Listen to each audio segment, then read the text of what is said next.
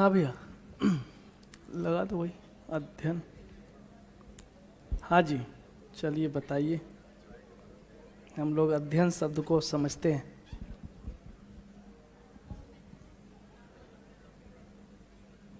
क्या चीज़ है अध्ययन?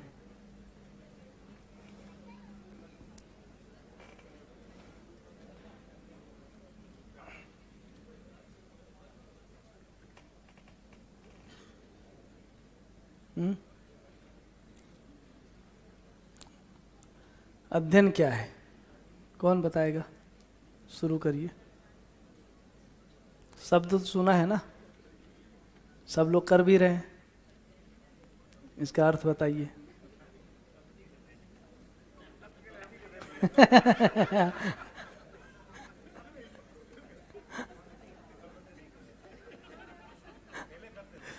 पहले करते थे, अभी नहीं बताया। हो गया।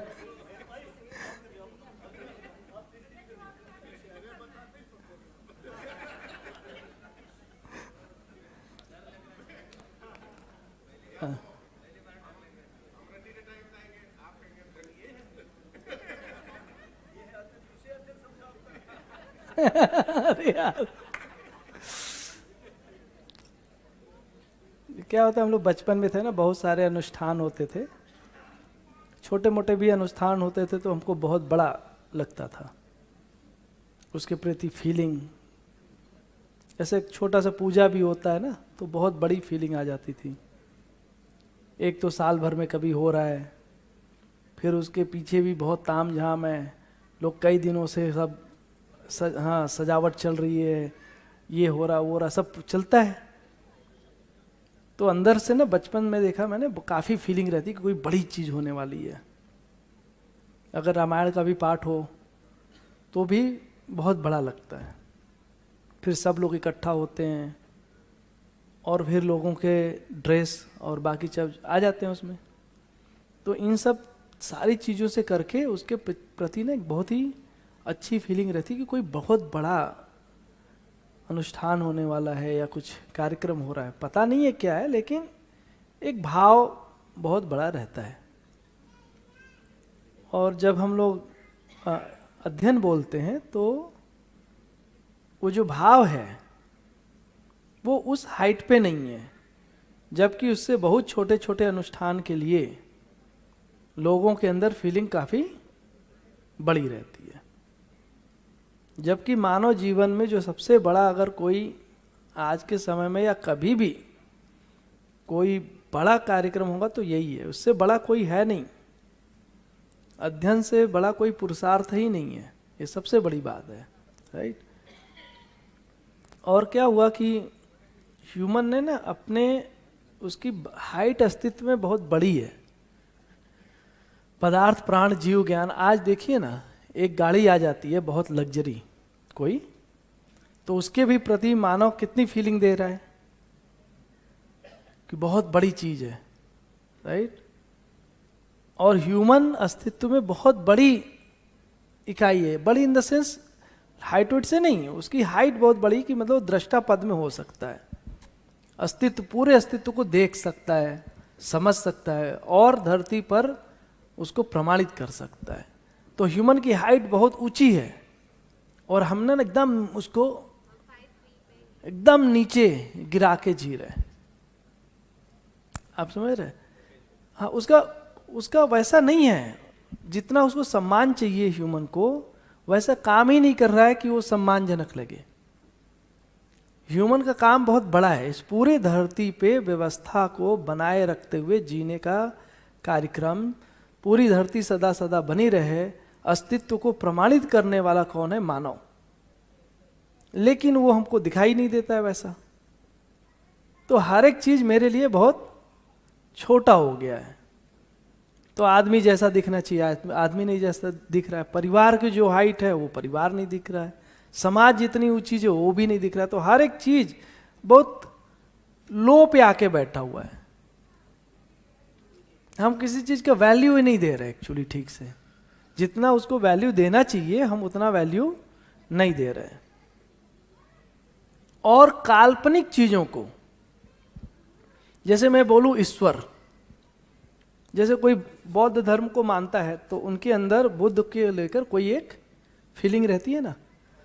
ऐसे कोई मान लो ईश्वर को मानता हो या ब्रह्म शब्द सुनते हैं, है ना, तो ईश्वर को लेकर मेरे अंदर, या मान लो कोई शिव को पूजा करता हो, आराधना करता हो, तो उनके अंदर शिव की कितनी बड़ी रहती है, कोई इमेज रहती है कि नहीं हमारे अंदर। तो ऐसे बहुत बड़ी इमेज रहती है। अभी कल जन्माष्टमी हुआ तो जो लोग उनको मानते हैं, कृष्ण को कैसे मानते होंगे, उनके अंदर क्या फीलिंग होती होगी,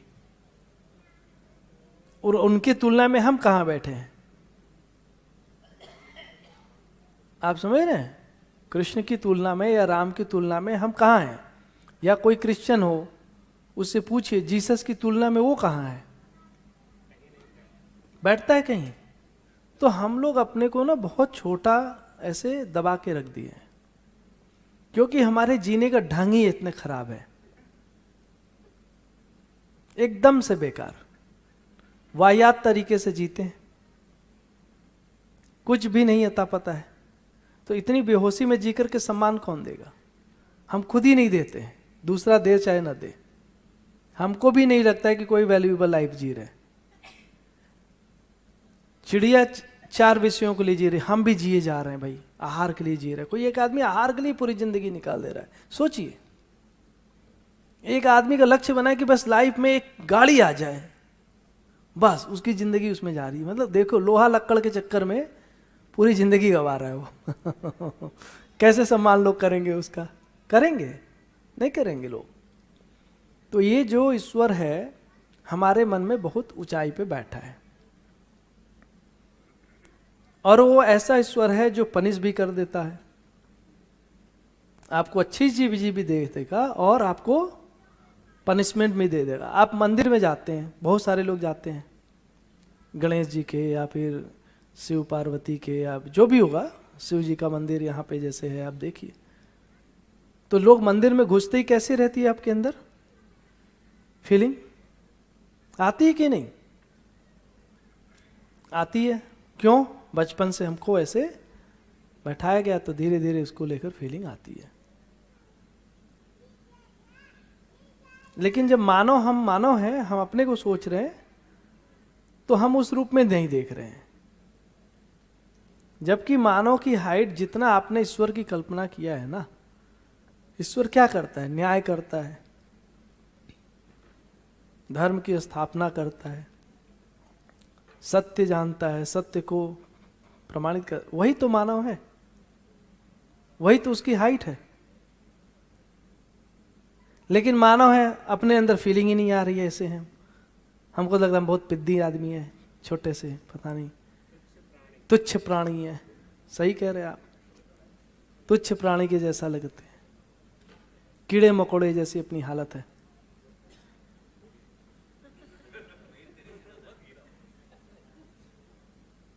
तो बात यह कही जा रही है कि ह्यूमन की हाइट उतनी ही है जितना एक हमारे मन में ईश्वर की कल्पना है, और अगर ठीक से करेंगे तो उससे भी ऊपर है। ठीक से देखेंगे तो जो आपने मन में बैठाया ना, मनुष्य देवता हो, तो उस देवता के पास कोई पनिशमेंट नहीं है, उस देवता के पास भय नहीं है। ऐसा देवता है वो, भय नहीं है वहां। उससे ईश्वर, उस ईश्वर के पास जो देवी देवता के रूप में आगे विराजमान होने वाला है, उसके पास भय नहीं है ना, बल्कि क्या है, उसके पास हमको एक सुरक्षा महसूस होता है। उसके होने से ये लगता है कि सब कुछ बना रहेगा, कोई भी अनिष्ट नहीं होगा, है कि नहीं। वो चीज है, जब भी खड़ा होगा सर्वशुभ होगा, हमेशा करुणा से जिएगा, उसके साथ रहकर हमारा उत्तरोत्तर विकास होगा। मनुष्य ऐसी चीज है कि उसके संपर्क में आ गया तो मैं नीचे नहीं जा सकता, तो वो सब उसकी ऊंचाई है, लेकिन हम ऊंचा उसको मानते नहीं है। तो जो मनुष्य को पाना था, जो मनुष्य को करना था न्याय धर्म सत्य प्रमाणित, वो सब कहां डाल दिया अभी उसने, वो सारी कल्पना कहां डाल दिया, किसमें कौन करेगा, ईश्वर करेगा, लेकिन वही सब काम उसी को करना है। जैसे सबको देखने वाला जानने वाला कौन है? सबको देखने वाला जानने वाला कौन होता है? ईश्वर। एक्चुअली वो मानव ही है। सब कुछ को देखने वाला जानने वाला कौन है? मानव। और कर्ता कौन है? कौन ऐसा है कर्ता जो धरती पर संतुलन को प्रमाणित कर सकता है? वो मानव है। धरती को स्वर्ग बनाने वाला मानव है। और कौन है जो ये जो धर्म है, जो सभी जगह सुख को, सभी परिवारों में, सभी पूरे समाज में सर्व मानव के लिए सुख को इंश्योर करेगा? वो मानव है। मानव सुख का स्रोत है। मानव के अलावा कोई भी सुख का स्रोत नहीं है। ठीक है? तो हमारा जो सुख जुड़ा है वो मानव से जुड़ा है। और इस धरती पर शुभ को प्रकट करने वाला, शुभ को बनाए रखने वाला कौन है? मानव है। संतुलन को बनाए रखने वाला कौन है? मानव। वो मानव चीज है। लेकिन हम जहां पे खड़े हैं, हम उस हाइट पे जी ही नहीं रहे हैं, और उसके बाद हमको चाहिए सम्मान। हम अगर ऐसा जिएंगे तब तो सम्मान महसूस होगा ना। हम मानव की जो ऊंचाई है उसके अनुसार ना जिए तो हमको मानव होने में कैसे सम्मान होगा?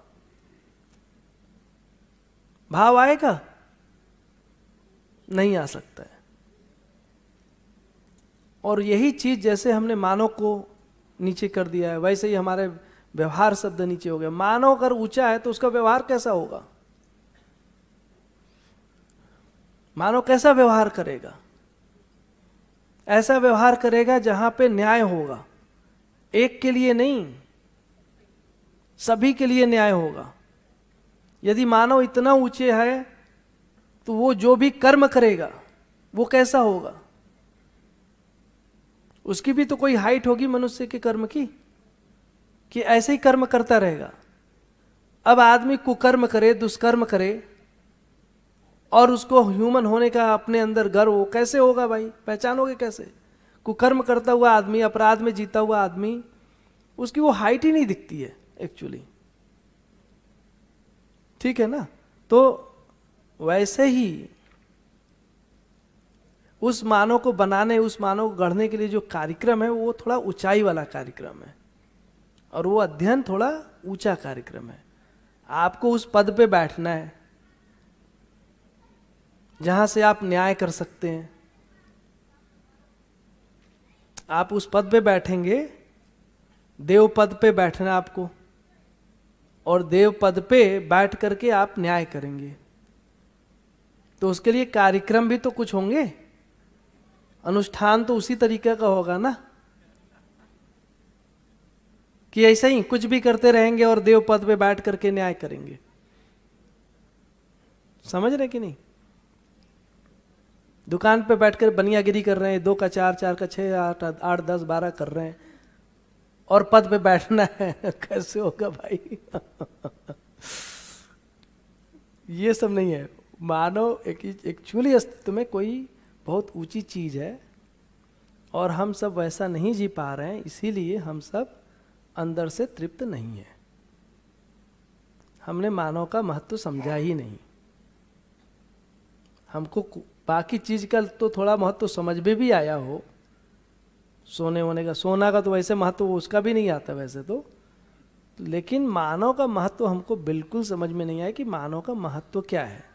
हम सब मानव ही हैं, हमको अपना महत्व ही नहीं समझ में आता है। उससे ज्यादा महत्व तो हम कहानियों को दे देते हैं, नहीं देते हैं? हमारे यहाँ मोहल्ले में अभी बहुत जगह, हम लोग बचपन में थे, सब जगह चलता है, सत्यनारायण भगवान की कथा चलती है। हम बैठ करके सुनते हैं कि नहीं सुनते हैं? लोगों के अंदर कैसी फीलिंग रहती है जब बैठ के देखा है कभी? कोई फीलिंग रहती है कि नहीं? एकदम बढ़िया से सब कुछ करते हैं लोग। जबकि अभी मान लो कहानी चल रही है तो भी कितना दे रहा है, और यहां रियल है और ये हालत है, कैसे होगा बताइए? Yes sir. अभी आप बोल रहे हो ना, तो रियलाइज हुआ ऐसा कि ये भी कहानी जैसा ही लगता है कभी कभार। हाँ, क्योंकि उसमें इतना जी चुके हैं ना कि सब कुछ उसी में लगता है। से रियल नहीं लगता है। वही तो, जागृत मानव को देखने के लिए हमको थोड़ा आंख भी चाहिए। हमको तो क्या दिखता है, गए खाना खाए, खाना खा लिया जी, चलो क्या खाते हैं जागृत मानव, वो भी ऐसे ही खाना खाते, बस उनका वैल्यू खत्म हो गया। जो ही देखा ऐसा खाना पीना, बस खत्म ही हो गया। हमको लगा मैं भी ऐसे ही खाता हूँ, कौन से, फिर आके उनका अनुकरण कर रहे हैं, हम भी ऐसे ही खाना खाएंगे, बस हो गए जागृत। अरे भाई, इसके खाने होने से क्या लेने देना यार उसकी हाइट किसी और कारण से है। वो हर एक चॉइस खाली खाना थोड़ी खा रहे हैं, खाली आपसे बात थोड़ी कर रहे हैं। अरे बाबा जी तो डांट लगा देते थे, डांटना थोड़ी हो। आपको नहीं दिख रहा है कि उस डांट के पीछे कोई करुणा है, आपके पात्रता का विकास होना है। तो ये सारी चीजें हैं ना, लेकिन वो तभी दिखाई देगा ना जब हमारे अंदर वो थोड़ी दृष्टि आए, हम पहचान पाए। हम जिस भगवान की कल्पना अपने मन में बैठाए हुए हैं, जागृत मानो उससे थोड़ी ऊपर की चीज है, हाँ, लेकिन हमको ऐसे दिखाई नहीं देता है। और इसीलिए हम सबके अंदर ये जो जिंदगी जी रहे हैं, उसको जीने से कोई भी भाव अंदर है नहीं वैसा। हम भाव, क्योंकि हम अपनी मौलिकता के साथ ही नहीं है। हमसे ज्यादा अभी तो उपयोगिता पेड़ पौधे सिद्ध कर चुके हैं। अगर वैल्यू के रूप में तो मधुमक्खी हमसे ज्यादा उपयोगी है, वो ज्यादा कर रही है, ऐसा लग रहा है। हाँ हाँ, बोलते भी है। पानी जितना अभी सार्थकता को सिद्ध किया, हम उतना भी नहीं कर पा रहे, जबकि भौतिक रासायनिक वस्तु है, रासायनिक वस्तु है, एकदम अर्ली स्टेज में ही है वो। हम पानी से भी ज्यादा उपयोगी नहीं हुए हैं, है कि नहीं? पानी को तो फिर भी आदमी पूज सकता है, नदी को पूज सकता है, मानव को पूजेगा? नदी को तो आदमी पूज रहा है ना, पेड़ को पूज रहा है, सांप को पूज रहा है भाई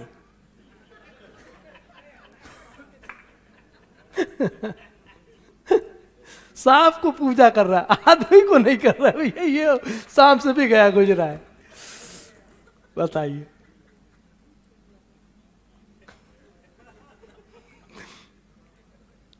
क्यों कर रहा है ऐसा? क्योंकि सच में हम वैसा जी नहीं रहे, इसीलिए हम सुखी नहीं है, क्योंकि हमारा रोल बड़ा है। मानव को ऐसे जीना ही नहीं था, सबको तबाह करके जीने का नाम मानव नहीं है। सबको आबाद करके, समृद्ध करके, संतुलन ला करके जीने का नाम मानव है। तो उस हाइट पे पहुंचने के लिए जो रास्ता है वो है अध्ययन। और इसीलिए अध्ययन भी थोड़ी ऊंची प्रक्रिया है। अध्ययन का जो क्रियाकलाप है, प्रक्रिया नहीं कहेंगे, अध्ययन एक क्रिया है। तो अध्ययन का जो क्रिया है वो थोड़ा ऊंचा है। हम लोग सामान्य जिंदगी में छोटी छोटी चीजें करते हैं, उससे ज्यादा हाथ पांव जोड़ लेते हैं। मतलब कुछ कुछ होता है तो कितना सब करके आदमी पढ़ता है, सुनता है, बड़ी भाव से सुनता है कि नहीं? और इसको करने के लिए अपने पास प्रायोरिटी रहती नहीं है। एक्चुअली कोई स्पेयर टाइम में हो गया, कर लिया। उससे ज्यादा तो ध्यान आदमी टीवी पे लगा के सीरियल देखता है, क्या हो रहा है कि नहीं? तो ये सब चल रहा है। तो भैया अध्ययन थोड़ा ऊंची चीज है, उसके लिए हम सबको लगाना पड़ेगा। अब ये अध्ययन है क्या वस्तु, किसको कह रहे हैं, क्या होने से अध्ययन होता है? तो ये स्कूली अध्ययन की तो बात नहीं चल रही है, जिसमें हम चले जाते हैं और एग्जाम पास कर लिया, हो गया काम मेरा। तो ये थोड़े अध्ययन दूसरी बात के। तो बताइए क्या अध्ययन की परिभाषा है, उसको आपने कैसे समझा है, बताइए।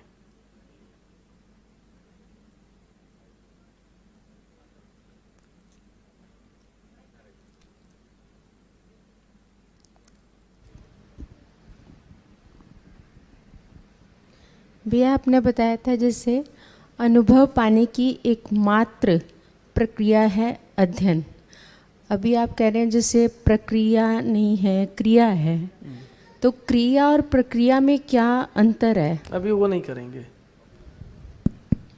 क्रिया प्रक्रिया बाद में करते हैं। क्रिया मतलब अध्ययन, प्रक्रिया मतलब मनन।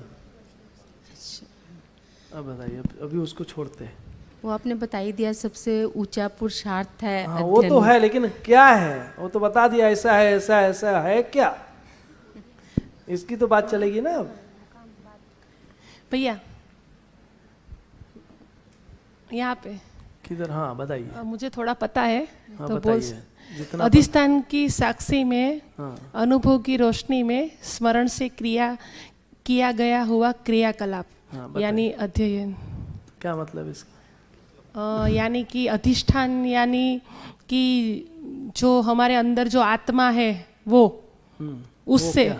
उसकी साक्षी में, और अनुभव जो जिसको हुआ है, जैसे कि बाबा जी को हुआ है, तो उनके अनुभव से, उनकी रोशनी में किया गया हुआ, स्मरण से, याद से किया गया क्रियाकलाप, यानी अध्ययन। बढ़िया है, और बताइए। भैया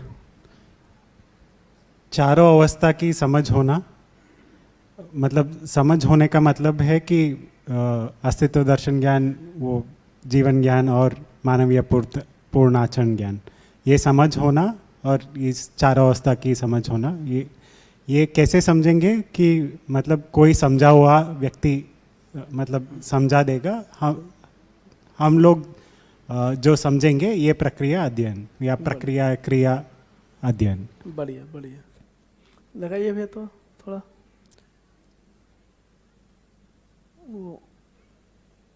वो कर दीजिए जो अपना है ना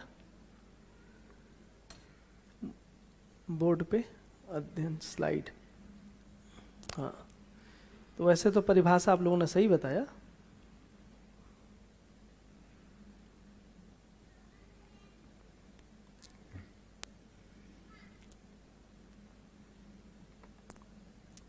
तो कुछ परिभाषाएं कई सारी हैं, इसमें कुछ लिखा हुआ है।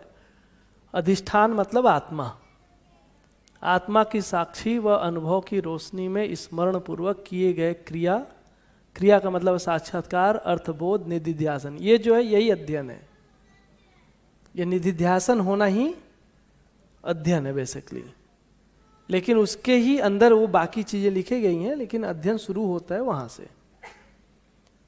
और फिर प्रक्रिया मतलब मनन एवं प्रयास, श्रवण। जैसे हम लोग परंपरा में देखेंगे ना, तो ये जो श्रवण मनन निधिध्यासन की संयुक्त प्रक्रिया लिखी है, ये श्रवण मनन निधिध्यासन पहले भी शब्द यूज किया गया है परंपरा में, है कि नहीं?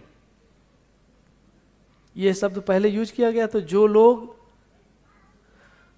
आदर्शवाद में इस प्रक्रिया से गुजरते हैं और जब बोलते हैं श्रवण मनन निधिध्यासन, श्रवण करना, तो लोगों के अंदर कैसे लगता होगा आपके हिसाब से?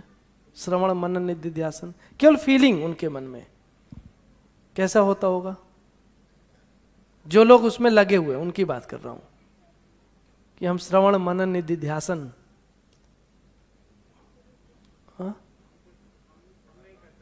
वो फीलिंग बहुत बड़ी है एक्चुअली। श्रवण करना मतलब श्रवण क्या करना? जो लोग श्रवण करते हैं उस श्रवण में बाकी सुनते ही नहीं है, एक ही चीज सुनते हैं। किसको सुनते हैं? जिसको श्रवण करने की वस्तु वो मानते हैं, जो भी उनका इष्ट होगा, वो जो भी उनका लिखित पुस्तक होगा, जिसको मानता होगा, अब वो केवल उसी को ही सुन रहे होते हैं। और सुनने का मतलब है उसको अर्थ सहित ग्रहण करते हैं ना, समझ रहे हैं? तो जो लोग उस प्रक्रिया में होंगे, अगर आप उनसे कभी बात करेंगे आध्यात्मिक प्रक्रिया में, जो इसमें लगे होते हैं, उनके लिए श्रवण मनन निधिध्यासन काफी ऊंची चीज है। जो निधिध्यासन की स्थिति में पहुंचा वो थोड़ा ऊंचा है। तो कह रहे हैं, यहां पे परिभाषा लिखा है, अधिष्ठान की साक्षी व अनुभव की रोशनी में स्मरण पूर्वक किए गए क्रिया क्रिया का मतलब है साक्षात्कार, अर्थ बोध, और निधिध्यासन, प्रक्रिया मतलब मनन एवं प्रयास हो गया श्रवण। अनुभव विधि में साक्षात्कार, बोध, सहज स्वीकृति, बुद्धि में स्वीकारने की विधि होनी चाहिए, थोड़ा मिस्टेक हो गया है, बुद्धि में स्वीकारने की विधि, ठीक है। बुद्धि में स्वीकार जब होता है उसी को क्या कह रहे हैं, अध्ययन कर रहे हैं। एक विधि है जो कि साक्षात्कार बोध, तो साक्षात्कार हुआ चित्त में और साक्षात्कार पूर्वक बुद्धि में बोध हुआ, स्वीकृति हुई, उसको क्या कह रहे हैं, अध्ययन कह रहे हैं, ठीक है। और फिर कह रहे हैं श्रवण मनन निधिध्यासन की संयुक्त प्रक्रिया, जो ऊपर लिखा ही हुआ है। अध्ययन विधि में साक्षात्कार पूर्वक बुद्धि में न्याय धर्म सत्य स्वीकार होना, यही प्रतीति, यही, और ये इसी को निधिध्यासन कह रहे हैं। एक और परिभाषा क्या हो गई इसमें, यदि साक्षात्कार पूर्वक बुद्धि में न्याय धर्म सत्य स्वीकार हो गया, इसको प्रतीति कहेंगे, और यही निधिध्यासन है और यही अध्ययन है, ठीक है। जो अर्थबोध होता है, शब्द का एक अर्थ होता है, वो बोध होना चाहिए, गलत टाइप हो गया है। क्या होता है कि हाथ करने में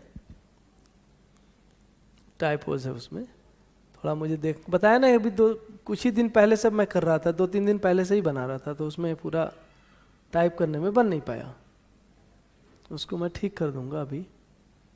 तो बोध है ना, उसके बाद वो ऐसा बोध है, वही शब्द है वहां पे। उसके बाद अधिष्ठान की साक्षी में अनुभव प्रमाण संपन्न होने के अर्थ में किया गया क्रियाकलाप। आत्मा की साक्षी में अनुभव प्रमाण संपन्न होने के लिए जो हम क्रियाकलाप करते हैं उसका क्या नाम है, अध्ययन, ठीक है। बात पकड़ में आ रही।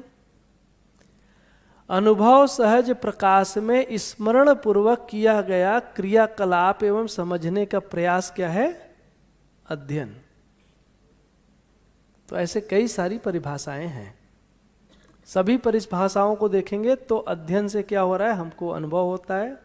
अनुभव प्रमाणित करने के लिए हमको क्या करना है, अध्ययन।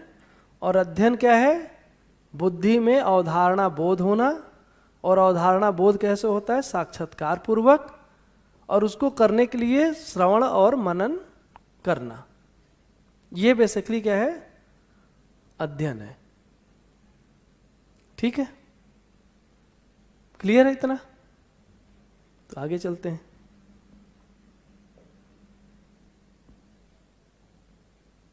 इसमें क्या क्या शब्द आ गया, अधिष्ठान की साक्षी में, ये एक पहला शब्द है, सभी को मिलाकर देखेंगे तो इतने, ये मेन पहले परिबंध। दूसरा है अनुभव की रोशनी में, तीसरा है स्मरण पूर्वक किए गए, चौथा क्रिया, साक्षात्कार अर्थबोध और निधिध्यासन, प्रक्रिया मनन एवं प्रयास। इतना आपको समझना, अगर ये इतना समझ में आ जाए तो हमको क्या समझ में आ जाएगा, अध्ययन। अध्ययन के लिए इतना आपको पकड़ना है, ठीक है जी। मेहर भाई बताओ।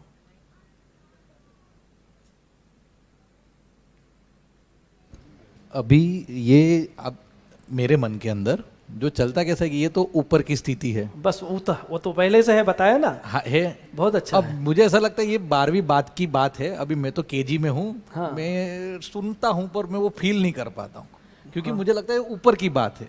मैं मेरे अंदर ये चलता है। हाँ। तो अधिष्ठान की साक्षी में और वो बड़ा बड़ा हो गया था। बहुत बढ़िया, बड़ा बड़ा ही है वो।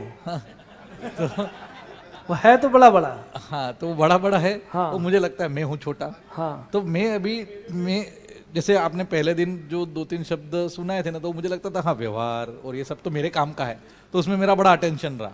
अब ये बड़ी बात है, तो ये मेरे अंदर ये चल रहा है, इसलिए मैं आपको सुन तो रहा हूँ पर वो अंदर उतर नहीं रहा है कि मेरे काम का है, पर अभी बात की बात है। ऐसा मुझे ये, इसलिए मैं कनेक्ट लग रहा है कि जहां मैं खड़ा हूं वहीं ये आ जाए।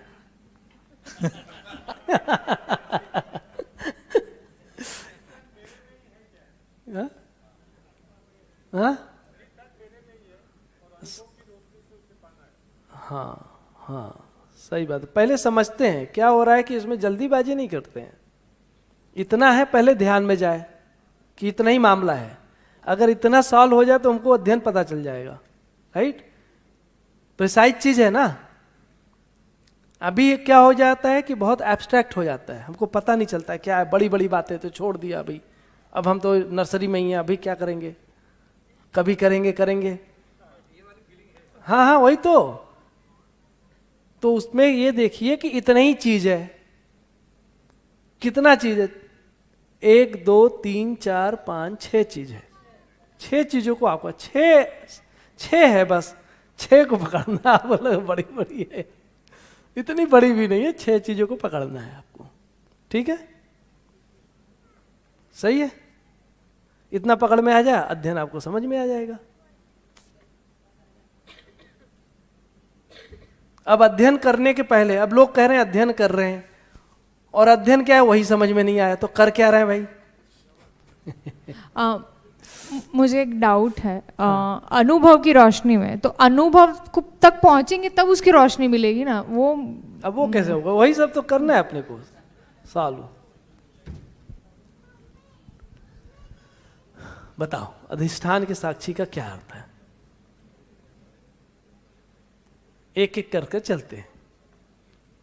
फर्स्ट बताइए, लीजिए, अधिष्ठान का साक्षी का मतलब बताइए।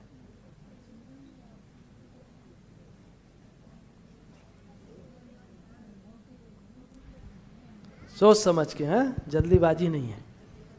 इसको पहले तो मैं स्वीकार करूंगा कि आत्मा है, और जब मैं अध्ययन करने के लिए बैठता हूँ या उससे आर पार होने के लिए, जो भी सीखने समझने के लिए बेसिकली, तो उस दरमियान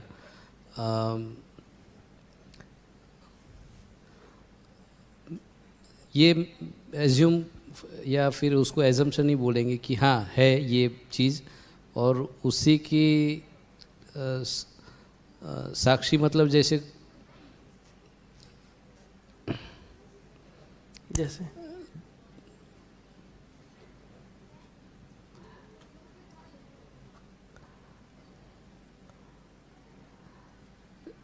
कुछ चीज़ जो दृष्टा है और दृश्य है, तो दो चीज़ तो पहले ये मान लेना पड़ेगा कि भाई ये दृश्य भी है, कोई देखने वाला भी है, तो वो खुद पहले तो हमें ये पकड़ना पड़ेगा कि भाई कोई कुछ चीज़ तो है जो देख भी रही है बेसिकली।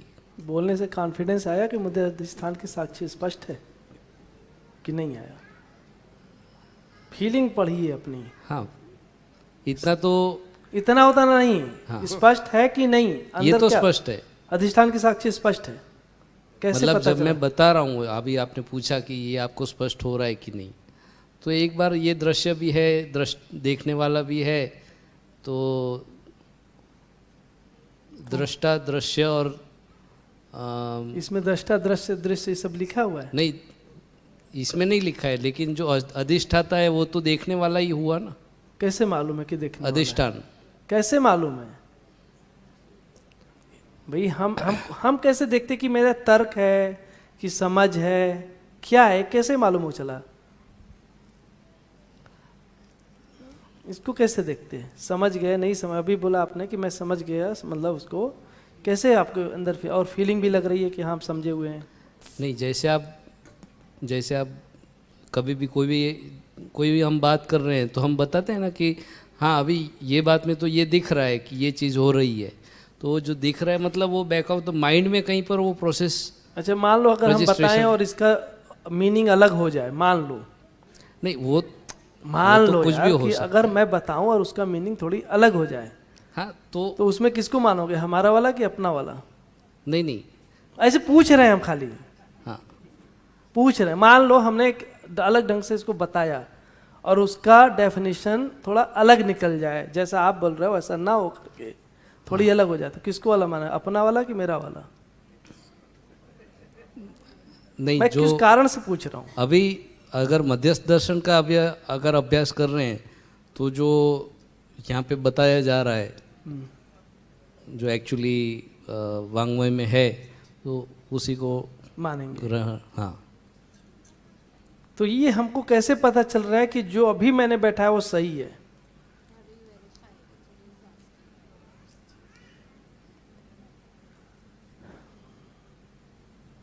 और इन सब की ना फीलिंग रहती है, थोड़ा हमको सूक्ष्मता भी लाना पड़ेगा, धीरे धीरे धीरे। सत्य में बात रहती है, यदि आपको दिखाई देगा तो उसके अंदर एक अलग तरह का भाव आ जाता है जीवन में, और नहीं रहती है तो ना समझने वाला भी थोड़ा कहीं और मतलब वो भी पता चलता है कि अभी पूरा बात सेटिंग नहीं है, ये अपने को पता चलता है एक, लेकिन वो दिखना आना चाहिए। अगर उसमें डलनेस है देखने में तो बहुत आसान नहीं है आगे बढ़ना। जी मैं थोड़ा बताइए बताइए, ठीक है, पहले आप बताइए। जैसे अभी तक परंपरा में ये देखा गया था कि जो भी कहा गया है उसको मान लीजिए आप, कि ये बात कही जा रही है और ये ऐसा मान लीजिए। लेकिन यहाँ पर दर्शन में अधिष्ठान की साक्षी में, माने जो भी प्रस्ताव हमारे सामने आ रहा है हम उसको अपने में जांचते हैं। अपने माने अपने में मतलब हम, जैसे आप यहाँ मध्यस्थ दर्शन में एक प्रस्ताव आया मूल्यों के बारे में, संबंध के बारे में, कि हर मानव संबंध के साथ जीना चाहता है, व्यवस्था, संबंध व्यवस्था के अर्थ में है। ये जब हम चीज़ें अपने में देखते हैं, अपने में आत्मनिरीक्षण करते हैं, तो लगता है कि हाँ मैं ऐसा ही चाहता हूँ। और ये है अधिष्ठान की साक्षी में, हम हर बात को आत्मनिरीक्षण द्वारा जांच सकते हैं कि ये जो प्रस्ताव आ रहा है ये मेरी चाहत के अनुकूल है या नहीं है। तो यहाँ से जब हम उसको जांचते हैं और वो हमें सही लगता है, फिर हम उस परिभाषा को स्मरण पूर्वक अपने अंदर बिठाते हैं, फिर उसको जांचते हैं उस परिभाषा को, फिर वो सही लगता है। इस तरह से एक प्रोसेस, एक प्रक्रिया, एक प्रयास। जैसे बहुत सारे लोगों को पैसा कमाते हैं, जब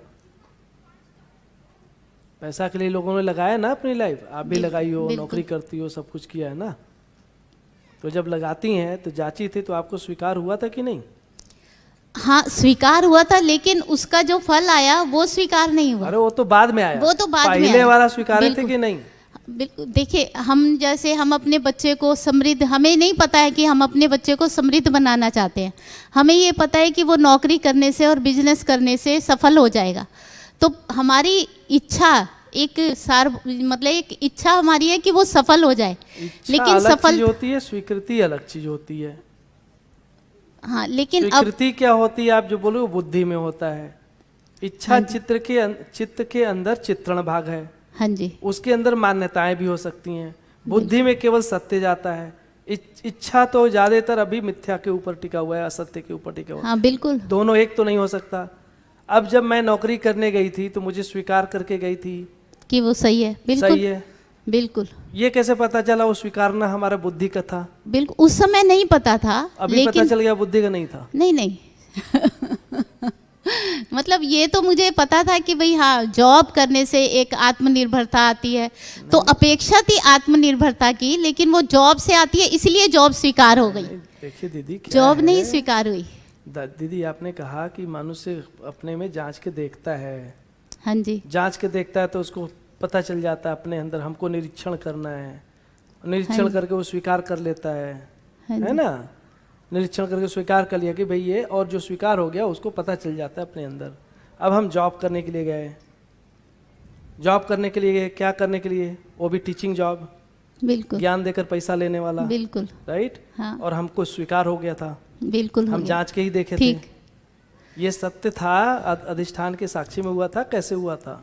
नहीं, यही तो मैं बता रही हूँ भैया, शायद मैं उतना स्पष्ट ना कर पा रही हूँ, लेकिन मैं ये कह रही हूँ जॉब करना इसलिए स्वीकार हुआ था क्योंकि उसके पीछे मुझे मेरी एक मान्यता थी कि जॉब करने से आत्मनिर्भरता आती है, सफलता आती है, हम अपने के लिए और अपनों के लिए बहुत कुछ कर सकते हैं। वो स्वीकार था, उस स्वीकारने के पीछे जॉब स्वीकार थी। मैं समझ गया क्या हो रहा है इसमें गलती। स्वीकारने शब्द को आप बहुत लाइटली यूज कर रहे हो। हाँ।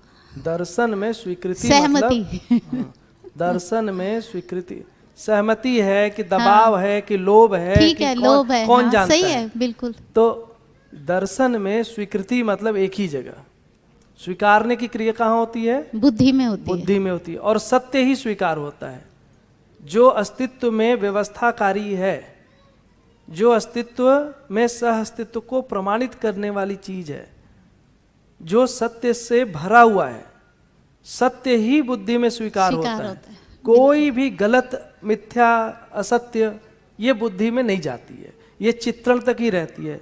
तो क्या हो गया कि हम बहुत लूज टर्म में स्वीकारना शब्द यूज कर रहे हैं। स्वीकृति तो तब होगी ना जब साक्षात्कार होगा। बुद्धि एक ही चीज को स्वीकारती है, जिस चीज का साक्षात्कार होता है उसी को स्वीकारती है। बिल्कुल, मूल्यों का साक्षात्कार होता है और बुद्धि उसी को अभी स्वीकार- ये सब नहीं, ये सब हाँ। तो लाइन में। मूल्यों का साक्षात्कार किसने बोल दिया? मूल्यों का कहाँ साक्षात्कार होता है? अभी ऐसे करेंगे तो बहुत जाएगा, वो तो फिर रेफरेंस दिखाना पड़ेगा। ठीक है, हाँ। हाँ, तो अभी ये नहीं, पहले तो ये समझिए कि स्वीकृति कहाँ हो रही है? बुद्धि एक ही चीज को स्वीकारती है, वो है सत्य को। ये जो बुद्धि है, यहाँ पे स्वीकृति होती है। बुद्धि में स्वीकृति की जगह है और कोई जगह नहीं है। और स्वीकारेगा किसको? जो साक्षात्कार चित्त में हुआ उसी को। और साक्षात्कार किसका होगा? जो अस्तित्व में है। तीनों चीज, अस्तित्व, दर्शन, ज्ञान। पहला जो स्वीकृति है वो है अस्तित्व का, फिर उसमें जीवन का, फिर आचरण का। इसकी स्वीकृतियां होती हैं। साक्षात्कार में सबसे पहले अस्तित्व में अध्ययन है क्रम से। अगर सूचना भी ठीक नहीं है तो इसका मतलब कि अभी हमने इस बात को पकड़ा नहीं है, क्योंकि हम बहुत लूजली, देखिए अध्ययन करने वाले व्यक्ति में धीरे धीरे आना चाहिए कि शब्द को सटीकता से रखना, क्योंकि अगर शब्द भी प्लेस नहीं कर पाएंगे तो अर्थ तक पहुंचना ऑलमोस्ट इम्पॉसिबल ही है।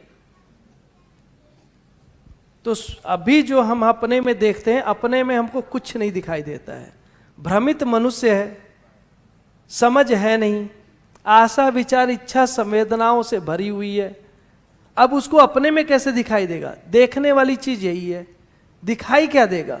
कल्पना दिखाई देती है, अपने से नहीं दिखाई देता है। कोई उसको दिखाने वाला चाहिए, अपने से देख ही नहीं सकता। अपने से कैसे देख लेगा? और अपने से नहीं पता चलता है। बच्चे हैं, छोटे हैं, चॉकलेट खाते हैं, केमिकल खा जाते सब, उनको लगता है बड़ा अच्छा है, बड़ा टेस्टी है, देखा नहीं है। अब बच्चे हैं, उनको हम कह रहे हैं कि बच्चे तो बड़े विवेकवान होते हैं, एकदम, मतलब उनमें तो बड़े हैं, कुछ भी किए जा रहे हैं। तो इसका मतलब हम स्वीकारने वाले शब्द को अभी नहीं रखते हैं, हमारी मान्यताएं रहती हैं। मान्यता का कोई लेना देना नहीं है इसमें, सत्य ही स्वीकार होगा। आज आदमी सब अपराध कर रहा है, सारा व्यापार आज स्वीकृति के साथ ही लगता है करता है, तो लोगों ने उसी को स्वीकृति बना दिया है।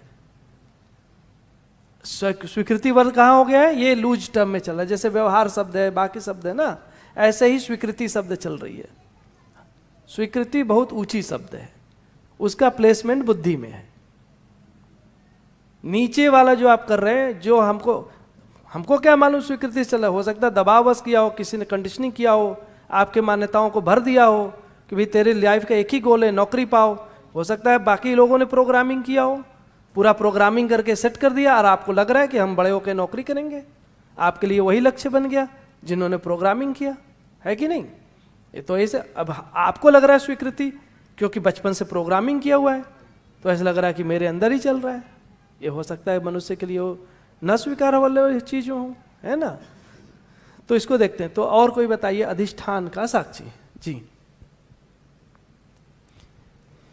जी, मैं अगर अध्ययन कर रहा हूँ तो मेरी अधिष्ठान की साक्षी में, मेरी आत्मा की साक्षी को स्वीकार करके मैं वो अध्ययन करना चाहता हूँ। मैं आत्मा के साक्षी और मैं कौन है जो स्वीकार करेगा?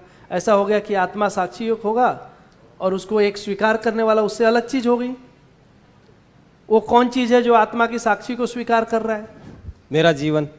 जीवन में कौन सा है? मन 5 ही चीज है। हाँ, मन, वृत्ति, चित्त, बुद्धि, आत्मा। आत्मा के साक्षी है, तो मतलब आत्मा के साक्षी होगा, उसको कोई स्वीकार कर, इसका मतलब कि पहले साक्षी होगा फिर स्वीकारेगा। कौन स्वीकार कर रहा है उसको? अधिष्ठान का साक्षी,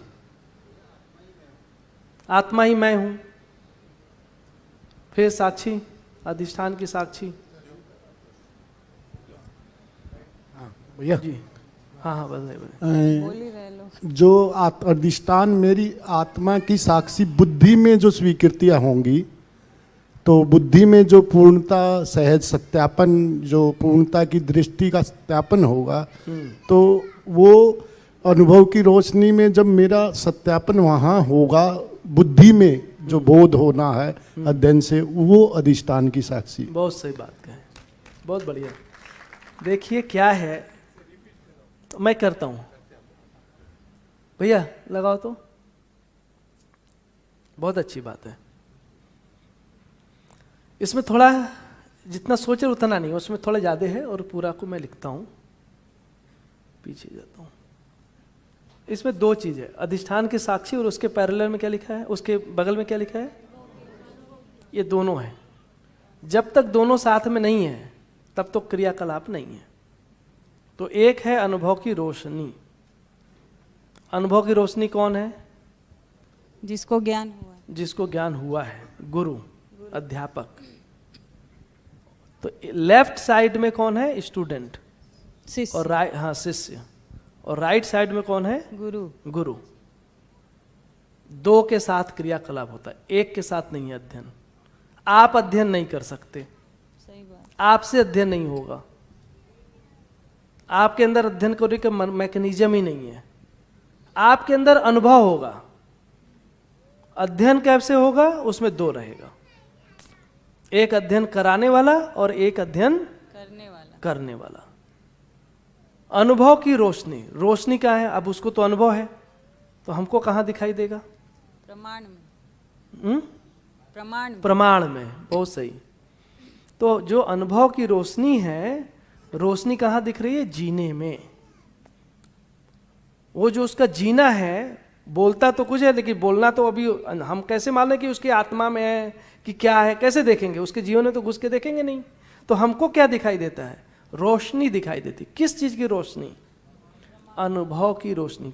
कहाँ दिखाई देती? जीने में। तो जीने में जो प्रकट हुआ है वो क्या हुआ है? अनुभव ही प्रकट हुआ है। और उस जीने में क्या है? समाधान, समृद्धि। ठीक है। ये जो आचरण सहित न्याय धर्म सत्य पूर्वक जी रहा है,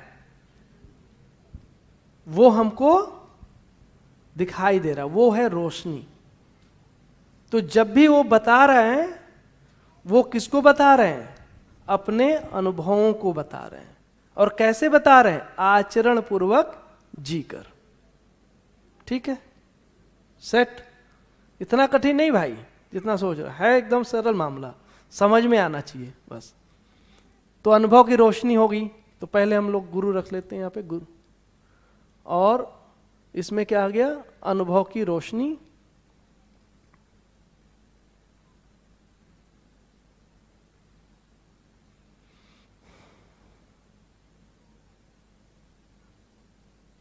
और फिर इस हिस्से में क्या हो गया?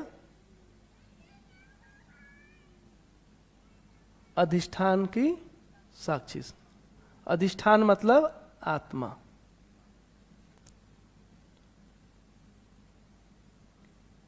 आत्मा की साक्षी। ठीक है। इसको साक्ष्य, कौन साक्ष्य ले रहा है? कौन देख रहा है? साक्षी कौन हो रहा है? देखने वाली कौन है? आत्मा। आत्मा ही देखेगी।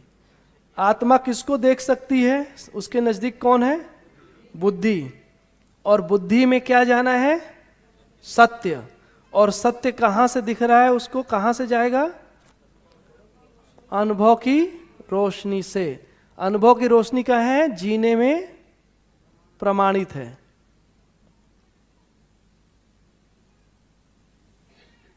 समझ में आया थोड़ा?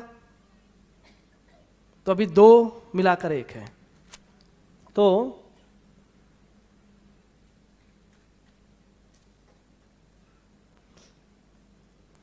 अधिष्ठान मतलब आत्मा की साक्षी में। आप बोलिए अधिष्ठान की साक्षी या बोलिए आत्मा की साक्षी, मतलब क्या है दोनों का? एक है, ठीक है ना।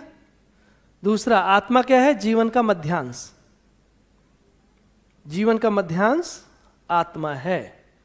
मध्यांश निरंतर अनुभव का प्यासा रहता है। जो जीवन में आत्मा है उसमें निरंतर अनुभव की प्यास बनी ही हुई है, आज भी बनी हुई है। वो अनुभव का ही प्यासा है। उसको क्या चाहिए? अनुभव। अनुभव क्या है? जानने मानने की तृप्ति। मानना कहाँ है? जीने में, प्रमाणित होना, और जानना अस्तित्व में।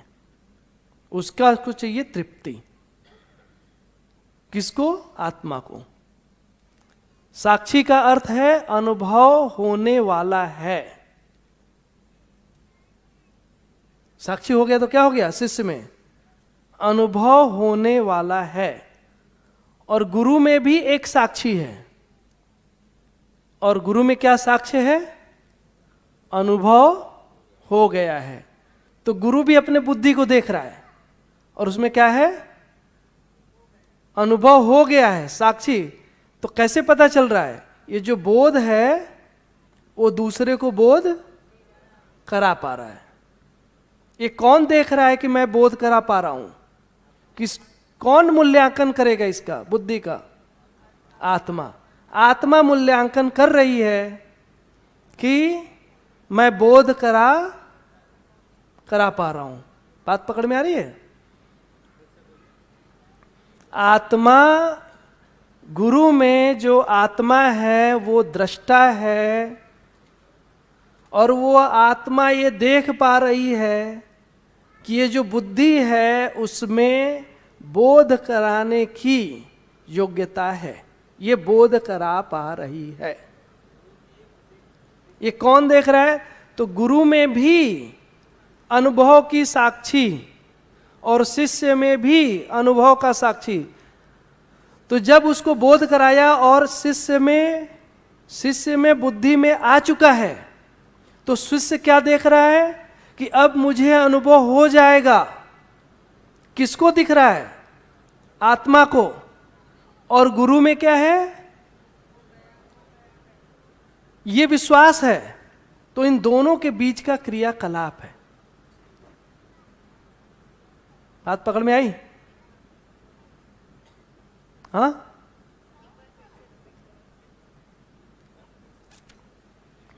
तो अनुभव की साक्षी मतलब अनुभव होने वाला है। मतलब क्या है? बुद्धि में ऑलरेडी सत्य स्वीकृति, साक्षात्कार पूर्वक सत्य उसमें स्थापित हो रहा है। किसमें? बुद्धि में।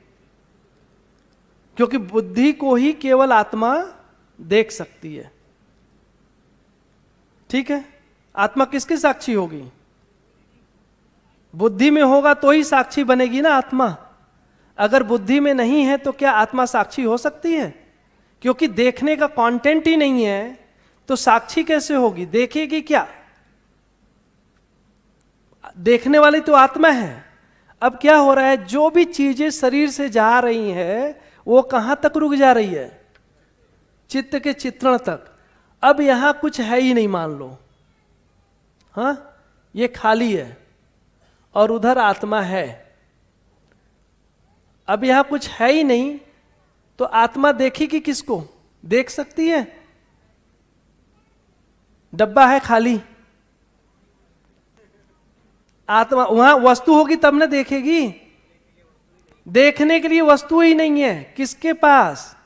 आत्मा के पास देखने के लिए वस्तु ही नहीं है, तो देखेगी कैसे? साक्षी कैसे बनेगी? बात पकड़ में आया? अधिष्ठान के शक्ति। अब क्या करना है उसको देखना है आत्मा को। तो देखने के लिए कहां जाना पड़ेगा? पहले यहां भरना पड़ेगा। अगर यहां कोई चीज रहेगी तो देखेगी कि नहीं? भाई इसका काम ही देखना है। आत्मा का तो काम ही है देखना। रहेगा तो देखेगा ही, ना देखे ऐसा तो हो ही नहीं सकता। लेकिन आत्मा इसको नहीं देख सकती है, इसको ही देख सकती है। ठीक है, दृष्टा किसका है? आत्मा, बुद्धि का। बात पकड़ में आई इतना? यस, हाँ। तो फिर अब बुद्धि के पास भी है। बुद्धि किसका दृष्टा है? किसको देखेगा? चित्त को। लेकिन यहां पे तो कुछ है ही नहीं। अब बताइए, यहां पे कुछ नहीं है तो बुद्धि क्या देख रही है नहीं। ठीक है, लेकिन ये चित्त में एक भाग है चित्रण, और चित्रण कहां से जा रहा है? शरीर मूलक। और शरीर मूलक जो जी रहे हैं वो अस्तित्व के विपरीत जा रहे हैं। हाँ, शरीर मूलक जो जा रहा है अस्तित्व के विपरीत जा रहा है। तो चित्रण कैसे बन गए? भ्रमित चित्रण। चित्रण कैसा बना हुआ है? भ्रमित चित्रण। तो बुद्धि अगर चित्त को देख भी रही है, लेकिन इसको स्वीकार नहीं कर पाएगी। क्यों स्वीकार नहीं कर रही है? अब उसमें जो उसको तो बुद्धि को खाली सत्य ही दिखेगी, और इसमें है सब समस्या वाली चीजें आ गई। देख रहा है चारों तरफ, परिवार में समस्या, इधर समस्या, उधर समस्या। अब बुद्धि क्या करेगी? देख सकती है, देखने की वस्तु नहीं है, तो कुछ देख रही है। क्या देख रही है? कि उसमें कुछ देख भी नहीं रही वैसे तो, लेकिन बुद्धि के पास ये हो गया कि सही नहीं है। इसका हमको सेंस हो रहा है कि सही नहीं हुआ, गलत हुआ है। कैसे? क्योंकि सत्य स्वीकार होता है, तो जब ऐसे समस्या आती है तो हमको लगता है कि ठीक नहीं है। लेकिन ठीक क्या है? ठीक तो है ही नहीं। हमको आज भी पता चल रहा है कि ये गलत है, लेकिन ठीक क्या है? बड़ा मुश्किल है, ठीक पता ही नहीं है। ठीक है ना? तो अब क्या हो रहा है कि ये क्या करते हैं कि इसको देखने की बजाय, अपने आशा विचार इच्छा को देखने की बजाय क्या करता है? वो एक दूसरे व्यक्ति से जुड़ रहा है जिसके पास जागृति है, उसके जीने में प्रमाण है। ये प्रमाण है उसके पास।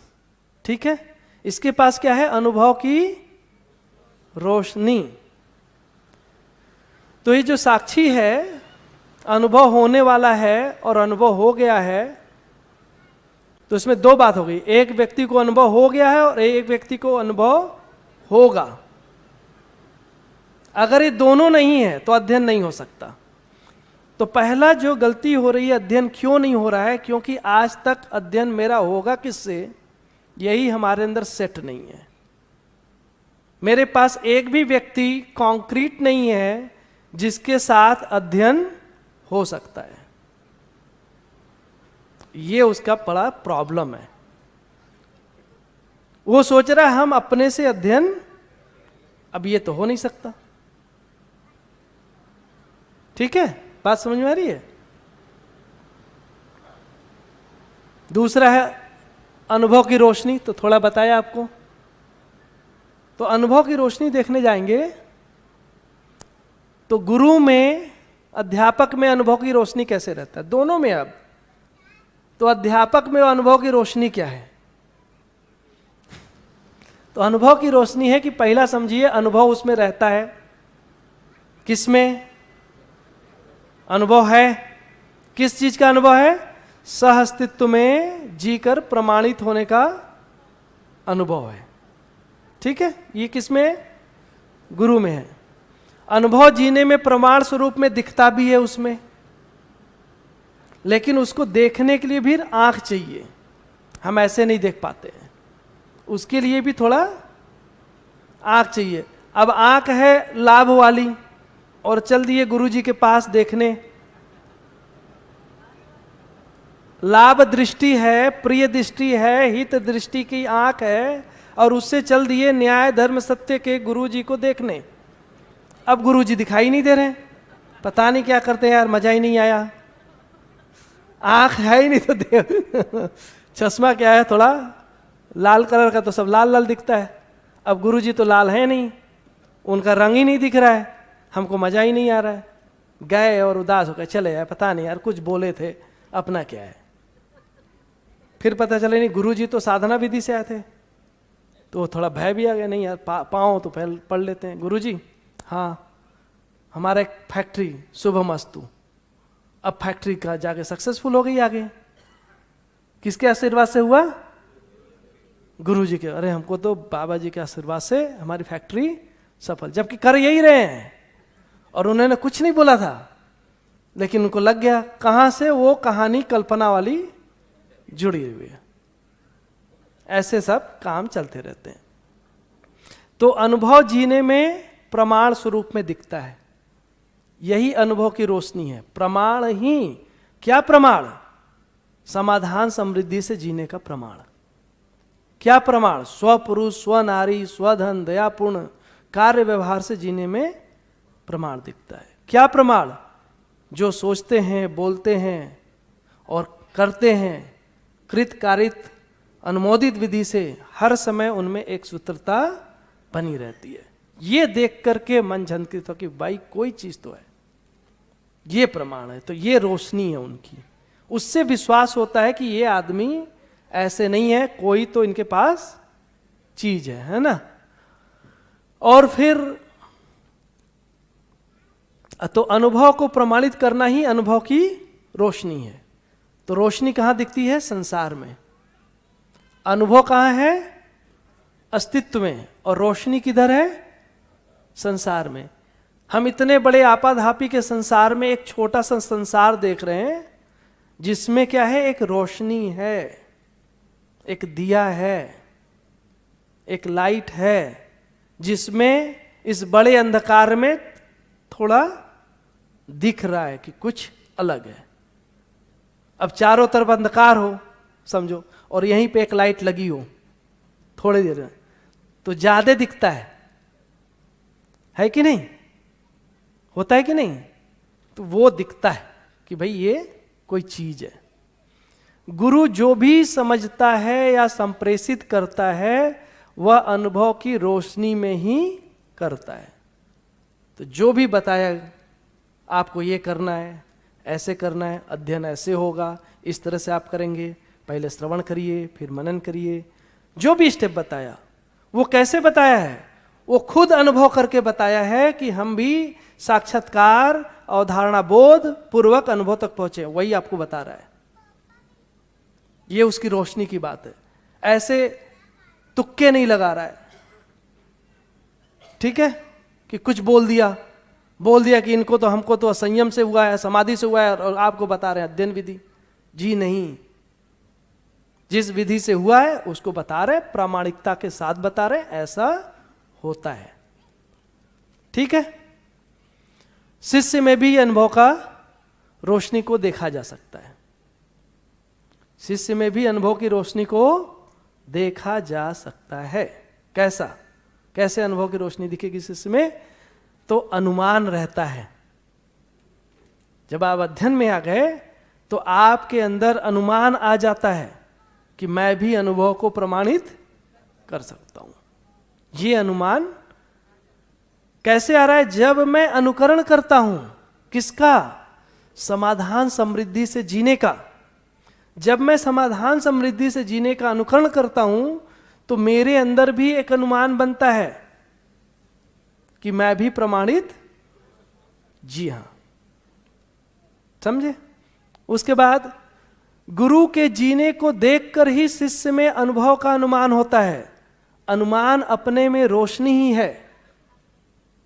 अनुमान क्या है? एक रोशनी ही है। सारे अंधेरा चारों तरफ फैला है, लेकिन उसके जीने को देखकर, गुरु के जीने को देखकर शिष्य में एक अनुमान आ जाता है कि हमारे पास भी एक लाइट है, मैं कर सकता हूं। ठीक है। जीना ही अनुभव की रोशनी है। तो मैं क्या करता हूं अब? यस भाई, यस भैया, जगाओ इनको, सोने नहीं देंगे, उठो। रोशनी इधर है, अंधेरे में जा रहे हो।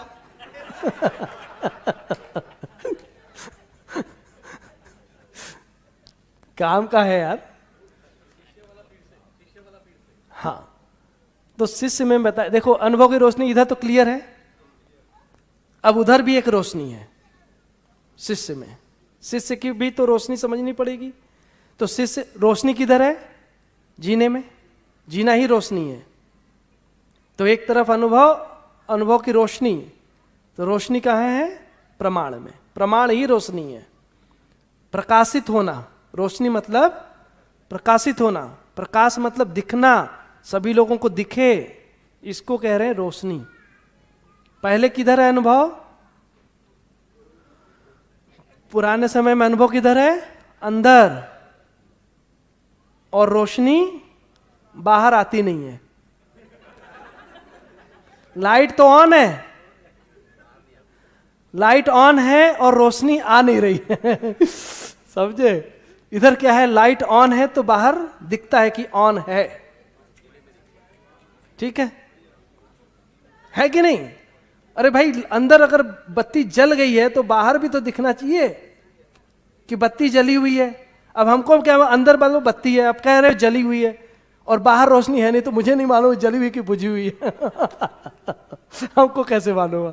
हमको तो तब मालूम होगा जब रोशनी, अगर रोशनी है तो बत्ती जली हुई है कि नहीं? तभी तो रोशनी दिख रही है। ठीक है? तो अब जो विद्यार्थी है उसमें क्या हो रहा है कि एक अनुमान रहता है।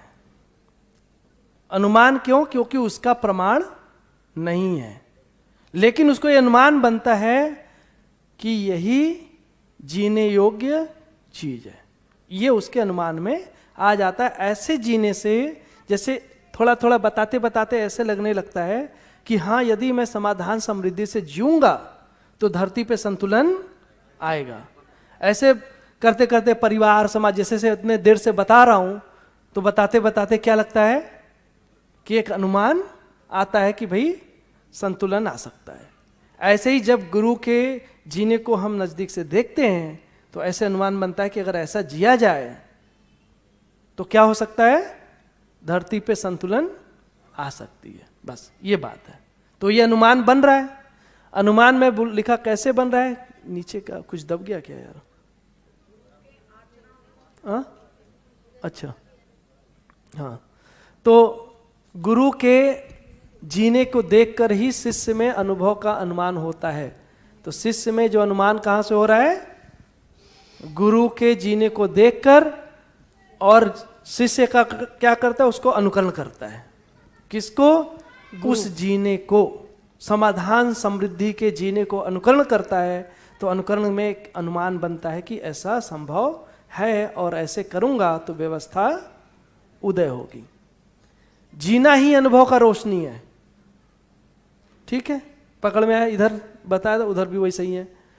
जीना ही अनुभव की रोशनी। तो गुरु के जीने को देखकर ही शिष्य में अनुमान होता है कि गुरु अनुभव मूलक विधि से व्यक्त हो रहे हैं।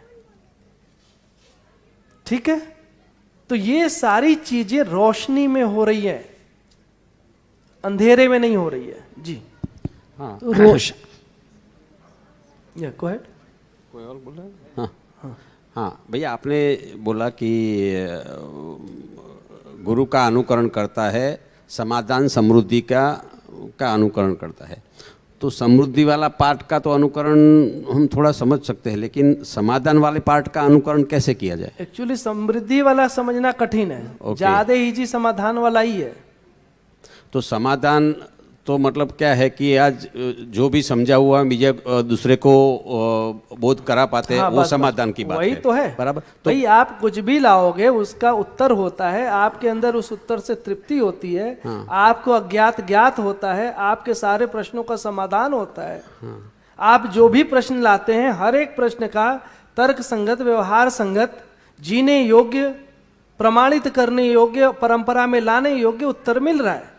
उत्तर मिल रहा है। हाँ। लेकिन वो तो गुरु उत्तर दे रहा है। अभी क्या है कि उसको अनुभव तो हुआ उसी है। से अनुमान हो रहा है ना। हाँ यही तो मेरे अंदर अनुमान बन रहा है अनुभव की रोशनी का। हाँ, अनुमान बन रहा है, लेकिन उसका जो अनुकरण करने की बात कर रहे हैं आप, तो समाधान का अनुकरण कैसे करने का? समाधान का अनुकरण क्या है कि हम भी अध्ययन पे पठन करते हैं। हाँ, फिर श्रवण पे आते हैं। हाँ। अर्थबोध होता है, वस्तु का साक्षात्कार होता है, अवधारणा बोध होता है। हम भी लोगों को बताते हैं, उनको भी लगता है, तो मेरे अनुमान बन गया कि ऐसा ही होता है। मेरे अंदर अनुमान उदय हो गया। ठीक है। अनुमान क्या हो गया? मेरे अंदर अनुमान आ गया कि मुझे भी अनुभव करना है। अनुभव करना नहीं है, मुझे भी अनुभव होगा। प्रमाणित हो जाएगा। हो जाएगा। तो ये अनुमान आ जाता है। तो ये बुद्धि के अंदर ही क्रिया हो रही है। हाँ। ये क्रिया कहाँ हो रही है? अनुमान। बुद्धि अभी बुद्धि पे जाके हो रहा है। क्या अनुमान हो रहा है कि मैं प्रमाणित हो सकता हूँ। और समृद्धि का अनुकरण कैसे, जरा उसके परिवार? समृद्धि में होता है कि भाई तन मन धन 3 तरह के अर्थ हैं। तो उसमें क्या है? मन का कोई सदुपयोग है समाज के लिए, उसका कोई सुरक्षा होगा, है ना। ऐसे धन का है, धन को कहाँ लगाना है? तो धन का एक भाग है अर्जन और एक भाग है उसका नियोजन। 2 जगह है। तो पहला काम पहले, क्योंकि धन का मामला काफी है उलझा, ठीक है। लेकिन इतना है कि आज मेरे पास जो भी धन है उसका मैं एक ही प्रयोजन देख रहा हूं। जो भी धन है उसका एक प्रयोजन ये है कि मानव में समझदारी आए, ठीक है। तो एक लेवल पे उसका सेटिंग हो गया। फिर यथासंभव जहां होता है श्रम करके देखता है। अध्ययन काल में श्रम करके देखना पड़ता है कि भाई मैं क्या कर सकता हूं, प्रकृति में कैसी चीजें हैं, नियम है कि नहीं है, सच में उत्पादन होता है, जितना मुझे खाना चाहिए उतना होता है, कम होता है, जो भी होता है वो थोड़ा करना पड़ता है। तो थोड़ा करता भी है श्रम तो ही होता है। तो थोड़ा प्रकृति के साथ कोई चीज मिल करके उत्पादन करना, थोड़ा काम करना, काम करने से ही पता चलता है कि मैं क्या कर सकता हूं। तो उससे उसका भय निकल जाता है। उसको लगता है कर, और जो रहता है उसको लगाता रहता है। भाई देखो, पैसा किसी को समझाएगा नहीं। पैसा क्या कर रहा है? आपको फ्री कर रहा है। समृद्धि क्या कर रहा है? आपको फ्री कर रहा है कि आप क्या करेंगे, सबको जागृति के लिए स्रोत बनेंगे। वो फ्री तो कर रहा है ना समृद्धि। और दूसरा है क्या है कि समृद्धि अगर हम श्रम करके ला रहे हैं तो हम परधन नहीं कर रहे हैं, ठीक है। आज जो भी मान लो किसी धन से जो भी हुआ, अब मेरे पास कुछ है, मैं दूसरे के परिवार का हड़प के मेरे घर में नहीं लाना। मेरे पास जो है उसका सदुपयोग करना है। तो इतना से अध्ययन में एक गाड़ी आगे बढ़ जाती है। अध्ययन में इतना रुकावट नहीं है, क्योंकि अंत में तो मुझे देखना ही है कि मेरे पास क्या है, वो तो मुझे दिखता है, और मैं कहाँ नियोजन कर रहा हूं यह मुझे दिखता है कि नहीं। आदमी बचा के चलेगा तो ये भी दिखेगा, नियोजन भय रहेगा तो ये भी दिखेगा, कहाँ लगा रहा है ये भी दिखे, वो तो सब दिखता है ना उसको। कोई चीज छुपा तो है नहीं जीवन से, तो धीरे धीरे देखता है। मूल रूप से अगर कहें तो पहला है व्यवहार। पहले व्यवहार, मैं व्यवहार करने योग्य बन रहा हूं कि नहीं। फिर उसके साथ आएगा समृद्धि। समृद्धि इतना भी बड़ा नहीं है, बहुत कम मनुष्य की जरूरत होती है, बहुत थोड़े में काम चल जाता है। ये समृद्धि का मामला क्या है? थोड़ा काल्पनिक ज्यादा है, कल्पनाओं के कारण उसके अंदर भय आ रहा है। इतना ज्यादा वस्तु का आपाधापी है नहीं, काल्पनिक है और बहुत सारा जीवन शैली फैला लिया, उसके कारण से कुछ हो रहा है उसको, ठीक है ना। तो आगे थोड़ा सा करते हैं परिभाषा में। भैया भैया हाँ, फिर से ला देता हूँ। अधिष्ठान भैया एक प्रश्न बन रहा था। अधिष्ठान के साक्षी, हाँ कहाँ? इस हाँ बताओ दीदी। जैसे आपने अभी दशरथ भैया को बोला कि जो शिष्य है वो उनको जो अनुमान होता है वो बुद्धि में होता है, ठीक है। तो मतलब शिष्य की लायकात भी बुद्धि तक पहुंचेगी, फिर वो शिष्य कहलाएगा। और क्या? तो अगर हम कुछ भी जीते रहे, शिष्य कैसे हो गए? नहीं, जैसे हाँ ठीक है, चलो ये समझ लिया। तो अभी जैसे हमें अध्ययन तो कर ही नहीं रहे हैं अभी, पर अगर हमें शुरुआत भी करनी है हाँ, तो फिर हम कहाँ देखेंगे खुद को? वो तो फिर आपको देखो क्या है, हर एक अध्ययन करने वाले को, जिसको अंदर लग रहा है अध्ययन, उसका पहला काम यही है कि पहचानना ही पड़ेगा कि अध्ययन किसके साथ होगा। उसके बगैर तो कहानी नहीं, दो है ना, करने वाला कराने वाला। अगर कराने वाला ही नहीं पता है तो करेगा कैसे? तो हो ही नहीं सकता। तो फिर मतलब अभी तो बाबा जी तो है नहीं, तो फिर अपने से जो ज़्यादा समझदार है उनके साथ हम जो भी वार्तालाप करेंगे वही अध्ययन कहलाएगा। अभी के उसमें लिए पहचानना ही पड़ेगा कि कौन है, किसके साथ आपको समय लगाना पड़ेगा उसमें और करना पड़ेगा। तो आपको थोड़ा लगा के पकड़ेंगे तो आपको अध्ययन समझ में आएगा।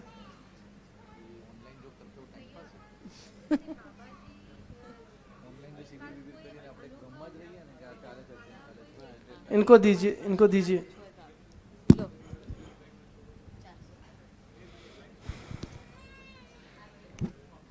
तो आपने कहा जैसे बाबा जी को भी अनुभव अध्ययन विधि से हुआ, और उनको भी जब बुद्धि में कोई कंटेंट नहीं था और वो आगे बढ़ रहे थे, तो वो किसकी साक्षी में मतलब वो कंटेंट फिर कहाँ से आया? कोई जागृत मानव तभी था नहीं, तो वो किस तरह से हुआ? तो किसमें क्या होता है कि दो चीज़ें, अब बाबा जी हैं तो उनके पास पुराना कुछ है ही नहीं शरीर का। ये क्या है, तीनों सभी चुप हैं।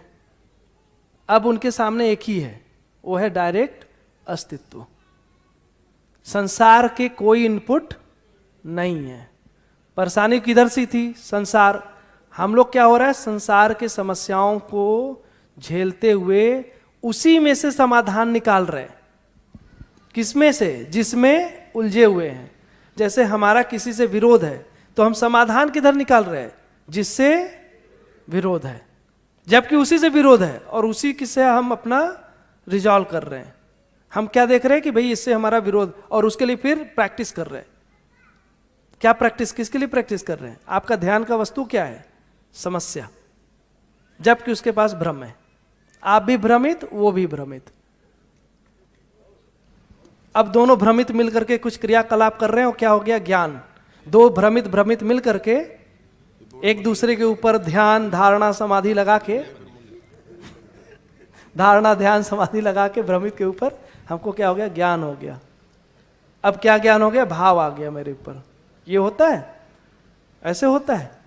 तो बाबा जी ने इस सब की तरफ देखा ही नहीं, एक्चुअली इधर का अध्ययन नहीं है। बाबा जी को संयम काल में पहले अस्तित्व बोध हुआ,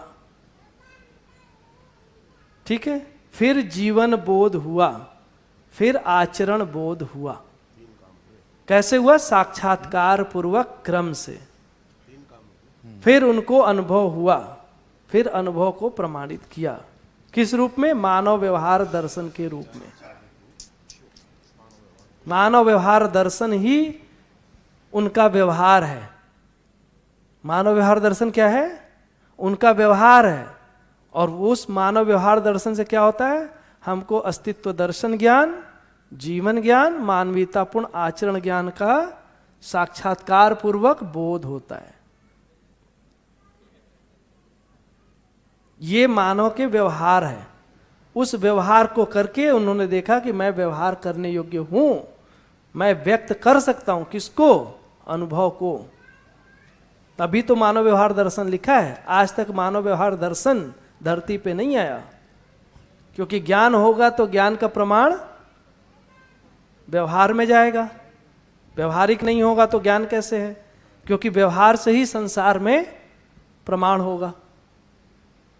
ठीक है, तो दो एंड पे है अध्ययन, अधिष्ठान की साक्षी और अनुभव की रोशनी। इसके बगैर काम नहीं हो सकता। भैया थोड़ी सी स्पष्टता और चाहिए थी मुझे। जैसा दीदी ने अभी पूछा था उससे थोड़ा स्पष्ट हुआ है मुझे कि भाई साक्षात्कार पूर्वक बुद्धि में अवधारणा बोध, यहाँ बुद्धि में अवधारणा बोध से पहले अध्ययन को प्लेस कर रहे हैं हम। कहाँ कर रहे हैं? मतलब अध्ययन के बाद, अध्ययन के बाद की स्थिति है अवधारणा बोध, ऐसा है? अवधारणा बोध ही अध्ययन है ना भैया, बताए ना। साक्षात्कार पूर्वक बुद्धि में स्वीकृति ही बोध है, ओके वही अध्ययन है। जी। बुद्धि की जगह है अध्ययन। तो अध्ययन का मतलब है बुद्धि में वो चीज आ गया जिसको आत्मा देख सकती है, जी, उसका साक्षी हो रही है, आत्मा की साक्षी होने लगती है। आत्मा देखने वाली चीज है। जो आत्मा को दिखाई देता है वो केवल बुद्धि ही दिखाई देता है, और बुद्धि में जब सत्य आया तो ही आपका अध्ययन शुरू हुआ, उसके पहले अध्ययन ही नहीं है। तो जो पात्रता निर्माण का कार्य है, क्या वो गुरु का नहीं होता? यहाँ पर मेरी जो समझ में आया, हाँ मेरी जो समझ में आया है कि जो जिसका अनुमान सटीक बन रहा है उसी को शिष्य बोला जा रहा है, ऐसा कुछ मुझे मेरी समझ में आ रहा है। तो उससे पहले जो अपात्रता है उसमें वो निर्माण करना, क्या गुरु और शिष्य का संबंध नहीं है वहाँ पे? भैया है, नो डाउट, लेकिन आप अध्ययन कब कर रहे हो? उसके पहले भी कुछ पृष्ठभूमि है। अध्ययन तभी हो रहा है जब बुद्धि में सत्य आ रहा है। जी, बात समझ? उसके पहले भी बहुत सारी चीजें हैं। हाँ हाँ हाँ। एक भाग है अभी पहचानना ही एक बड़ा काम है। अभी तो यही नहीं पहचाने कि अध्ययन किसके साथ होगा। जी। अभी तो जिसके साथ अध्ययन करने जाते हैं उसी में कमी दिखती है, और यहां से जाते उधर, उधर जाते तो थोड़ी बाद उसमें भी कमी दिखती है, फिर उधर से गए तीसरी जगह उसमें भी कमी दिखती है, और ऐसे घूम रहे हैं, धक्के खा रहे हैं। एक भी व्यक्ति ऐसा नहीं दिखा जिसमें मुझे कमी नहीं दिखती। तो अध्ययन किसके साथ करेंगे बताइए? पहले ये तो सेट हो। पहला ही नहीं सेट हो रहा है। क्यों नहीं दिख रहा है? क्योंकि हमने भी कुछ देख लिया है पहले से, शरीर मूलक, उसी फ्रेमवर्क में देख रहे तो है, और हमको दिखता नहीं है। तो सही काम भी गलत ही दिखता है, क्योंकि इसमें चश्मे का भी कुछ प्रॉब्लम है। तो अब क्या करें? पहचानना पड़ेगा। ये तो काम दोनों तरफ से है ना, दो एंड से। तो अभी हम अध्ययन को समझ रहे हैं, अध्ययन किसे बोला जा रहा है। तो इसमें जो शिष्य आया है, शिष्य, तो यहाँ पर दो स्थिति दिख रही हैं कि भाई एक तो अध्ययन रत शिष्य और एक अध्ययन पूर्ण जिसका हो गया वो शिष्य।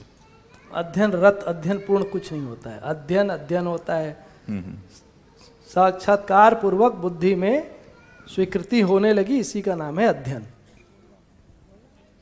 उसके पहले जब तक पठन कर रहे हैं, बहुत सारे लोग पठन करते रहते हैं, छोड़ देते हैं। आपको संयम में रहना है या जागरूक पुरुष के पास जाना है? संयम में रहना है या जागरूक पुरुष के पास जाना है? संयम में रहना, जागरूक। आप कहाँ से ले आते हैं मसाला, हमको यही नहीं समझ में आता यार। अध्ययन के दो रास्ते हैं, या तो गुरु के पास सरेंडर करना है या फिर खुद उस स्थिति में, संयम की स्थिति में जाना है। अच्छा, साक्षात्कार खुद करना है। जैसे खुद नहीं होता है तो गुरु जागरूक पुरुष के संपर्क में रहना। हाँ भैया, अध्ययन मतलब दो लगाओ भैया फिर से। भैया जो अध्ययन है वो ये साक्षात पूर्व। हाँ, ये जो आप बाबा जी के बारे में बता रहे हैं वो अनुसंधान है, वो इसी को अनुसंधान बोला है। किधर है? हाँ जी, हाँ जी, जो बाबा जी के बारे में बता रहे हैं तो वही अनुसंधान है। बस बाबा जी का अनुसंधान है। और अगर आपको करना है तो आप भी कर सकते हैं, वो रास्ता भी खुला है, ऐसा नहीं कि वो बंद है। अगर किसी को करना है तो आप भी समाधि पूर्वक, समाधि के बाद संयम में जाकर के अध्ययन करके आपको यही चीज मिल सकती है। दूसरा अगर वो नहीं करना है तो दूसरा एक रास्ता है, वो है अध्ययन, और कोई तीसरा रास्ता ही नहीं है। एक तो है आशा विचार इच्छा को चुप करके, मतलब ये पूरा खाली करके, है ना, ये वाला भाग जो है इसको खाली करके पूरा आप यहां से शुरू करिए। ठीक है, तो यहां पूरा खाली हो गया, संसार से आप डिलीट हो गए समझो। आपका जो डेटा है इसमें संसार से आया हुआ सारे डेटा को आप डिलीट करो, उसका नाम है समाधि। फिर आप इसमें अध्ययन शुरू करिए। अध्ययन शुरू करेंगे कुछ वर्षों बाद, जैसे बाबा जी को 5 साल लगा, उनको कितना समय लगा इसको अध्ययन करने में? 5 साल। अभी आपको कितना लगे मैं नहीं कह सकता, लेकिन एक कोई समय काल में अगर आप समाधि पूर्वक समाधि पा करके संयम काल में अध्ययन करेंगे तो आपको भी कुछ समय अंतराल में लगाने पर अध्ययन होगा और आपके अंदर साक्षात्कार की क्रिया होने लगेगी। ये एक तरीका है जिसको कोई भी मनुष्य कर सकता है। अगर बाबा जी कर सकते हैं तो दूसरा भी मनुष्य कर सकता है। ये अभी एक ऑप्शन है। दूसरा ऑप्शन वो रिकमेंड कर रहे हैं, वो कह रहे हैं कि ये वाले ऑप्शन में कि सबको हो जाएगा जरूरी नहीं है। मतलब आपने इस शरीर यात्रा को लगाया, समाधि हो भी सकती है और नहीं भी हो सकती है, क्योंकि वो निश्चित प्रक्रिया नहीं है, अनिश्चित प्रक्रिया है। पिछले अगर 100 सालों में देखेंगे तो हार्डली 2-3 लोग ही पता चले जिनको समाधि हुई है। इतना आसान गेम नहीं है। दूसरा है अध्ययन। अध्ययन में क्या कर रहे हैं कि हम इस मन को भर रहे हैं पहले,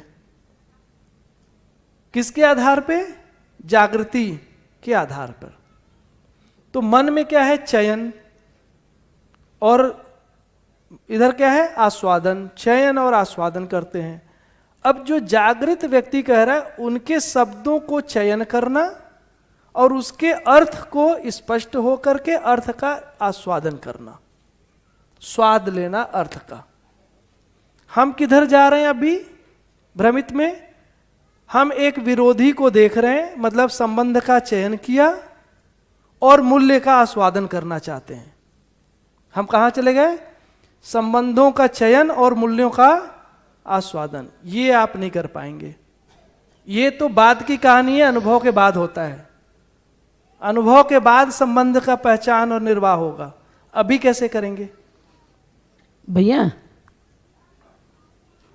हाँ, कौन भैया? एक बार वो गुरु शिष्य वाली स्लाइड दोबारा से लाएं प्लीज। लगाओ भैया, गुरु शिष्य वाला। ना नहीं, अनुभव की ये। अच्छा, हाँ, यही वाला। हाँ। मैंने जो पकड़ा वो सही है या नहीं वो पूछना चाह रही हूँ। बताइए। मुझे इस सब को देख के ऐसा लग रहा है कि शिष्य अध्ययन करना चाहता है और अभी ब्लैंक है, उसको कुछ दिख नहीं रहा, तो कहने से शब्दों से वो नहीं पकड़ रहा। तो जो अनुभव की रोशनी आप कह रहे हैं, उस शिष्य को गुरु के अंदर मूर्त रूप में वो अनुभव दिख रहा है, तो उसको ये लग रहा है कि जब ये कर चुके हैं तो मैं भी कर लूंगा। तो अब हमें अपने लिए ऐसे गुरु देखने हैं कि जिनके आचरण में वो ग्लिम्सिस, वो मूर्त रूप में मुझे दिख जाए, जिसको मैं आगे पकड़ सकूं। ऐसा ही कुछ नहीं है। जीना मूर्त है। वही जीने के रूप में मूर्त उसमें दिख रहा है। और वो गुरु के अंदर नहीं, गुरु के बाहर ही दिख जाता है। वैसे तो मजाक कर रहे हैं।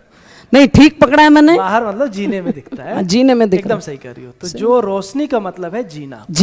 प्रमाण क्या है? रोशनी। हाँ, उनके आचरण में दिख रहा है, ग्लिम्सेस आ रहे हैं, तो मुझे लग रहा है मैं भी सीख जाऊंगा। बस प्रमाण से विश्वास होता है। बढ़िया। प्रमाण आ गया तो मुझे लगता है कि मैं भी प्रमाणित कर सकता हूं। मैं प्रमाणित कर सकता हूं, ये अनुमान होना और गुरु में प्रमाण दिखना, इसके साथ कार्यक्रम है। ये है अनुभव की रोशनी। तो ये जो हम यहां दिखा रहे थे, तो दोनों जुड़ा हुआ है। ये दोनों के साथ ही होगा। अधिष्ठान की साक्षी और अनुभव की रोशनी, ये दोनों एक साथ जुड़कर है। ठीक है?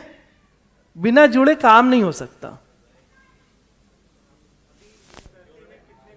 अब हमको ये नहीं मालूम भैया कितने गुरु हैं। हमको ये क्यों ढूंढ हैं? एक गुरु से हम पर्याप्त तृप्त हैं। हमको ये क्यों ढूंढना है कितने गुरु है? हमारे सामने खड़े हैं ना।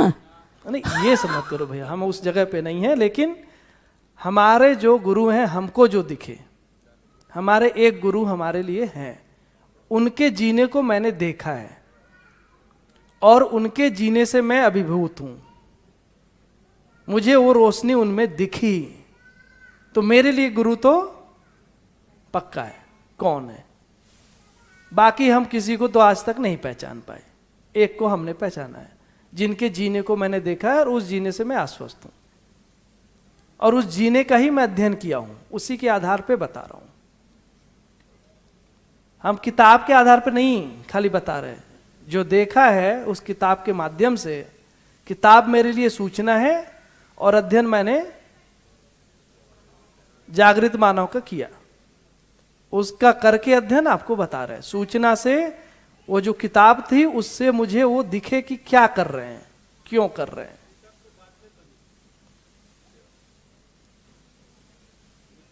ठीक है, ठीक है भैया, चलो।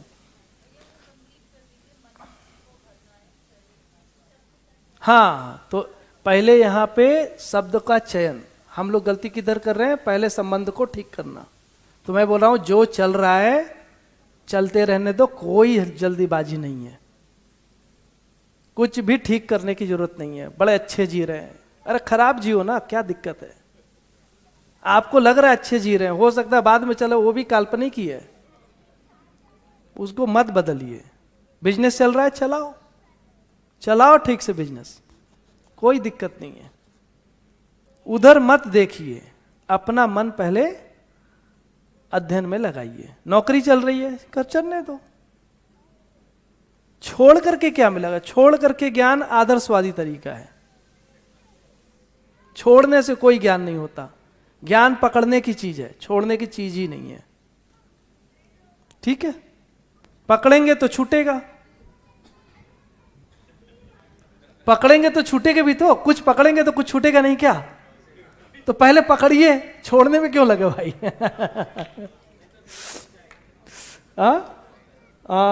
तो भैया जैसे अध्ययन तो साक्षात पूर्वक साक्षात्कार के बाद ही अध्ययन शुरू होता है। हाँ जी, हाँ जी, हाँ जी। तो उसके पहले का जो मैं प्रोसेस समझ रहा हूँ कि आशा विचार इच्छा मीन्स के विकल्प पहले स्वीकार होना। हाँ हाँ, अभी एकदम सही पकड़े। तो उसके पहले अब इसमें भरना है हमको। तो ये प्रोसेस अभी चल रही है। हाँ, ये प्रोसेस को ही कर रहे हैं अपन। हाँ। तो इसमें कैसे भरें, तो भरने का काम चलेगा। उसमें भी भरवाने वाला चाहिए, मतलब ऐसा नहीं कि भर लेंगे अपने से। तो ये काम क्या है? व्यवहार है, एजुकेशनल प्रोग्राम है। समाधि क्या है? थोड़ा पर्सनल है। और अध्ययन क्या है? एक संबंध में होता है। ठीक है, हाथ पकड़ के ही चलना पड़ता है और कोई रास्ता नहीं। तो इसमें क्या है? शब्द का चयन किया और अर्थ का आस्वादन हुआ। मजा ही नहीं आया अर्थ सुन के। अध्ययन सुन लिया, मानव सुन लिया, और मानव ऐसे ही हताश निराश। मानव कहाँ दिख रहा उसका अर्थ, क्या चीज है मानव? मानव उतनी चीज ऊंची, और देख रहे हैं यहाँ पे।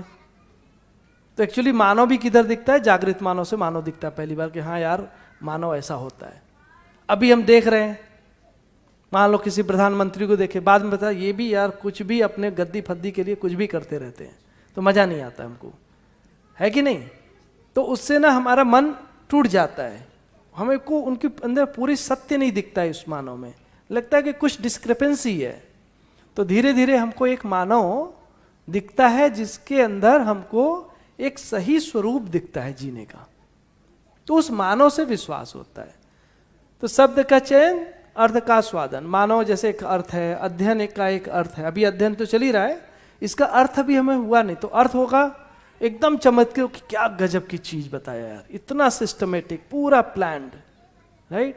तो जब वो पूरा अर्थ समझ में आता है तब मजा आता है, उसका आस्वादन होता है। जब अर्थ का स्वाद लग गया तो जितना आपने आम खाया है, रसगुल्ला खाया है, मतलब वो मटर पनीर खाया है, जो भी खाया है, उसका स्वाद उतना मजा नहीं आता।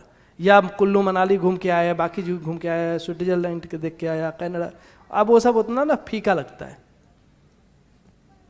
ये जो ज्ञान का अर्थ के साथ जो आस्वादन बनता है, उन सभी स्वादों में सबसे ज्यादा स्वादिष्ट होता है। जितना वो सुख देता है उतना सुख की इंटेंसिटी किसी भी 5 संवेदना से नहीं आती है। ठीक है, तो अर्थ का आस्वादन। पहले मन ही तैयार नहीं है, क्या अध्ययन करेंगे भाई? मन तैयार नहीं है। मन तो रसास्वादन चाहता है ना। मन क्या चाहता है? रसास्वादन। जिसमें उसको रस मिलता है वो करता है। अब रस मिला है रसगुल्ले में और आपको करना है अध्ययन, किधर सुने, इधर सुने कि उधर सुने। रस मिला है गाड़ी में, रस मिला है बंगले में, तो जिधर रस मिला है उधर जीवन लगा हुआ है, उसको प्राथमिकता बना के चल रहा है कि नहीं? जिधर रस मिला है, रूप में, पद में, धन में, बल में, जिधर भी रस मिला है उधर वो लगाया ही हुआ है। तो हमको जिस जगह रस मिलता है उधर हम जाते हैं। तो पहले जो इसमें रस मिल रहा है उसको जांचना है कि ये जो जगह हमने लगाया है अपने को, वो रसदार है कि नहीं, है कि नहीं? तो वो अर्थ बोध या अर्थ का आस्वादन, वो रस लेना है, वो ज्ञान का रस है। आम के रस से बढ़िया ज्ञान का रस है। ज्ञान का रस पहले आस्वादन लेना है। तो आस्वादन अर्थ से आता है। अर्थ से आस्वादन आ गया, तब फिर जीवन में पहली बार अध्ययन के हिसाब से अनुभवगामी विधि में अब हम जा सकते हैं। उसके पहले हम अनुभवगामी विधि में नहीं है, उसके पहले शरीर मूलक विधि में है। शरीर मूलक ही सारे काम चल रहे हैं। तो अनुभवगामी विधि का पहला स्टेप है ये वाला ब्लू, तुलन। तुलन पहली जगह है। अब मैं तौलता हूं कि ये जो मजा आया था और ये जो ज्ञान का मजा आया था, ये थोड़ा अलग है यार, ये बढ़िया है, इधर जाना चाहिए।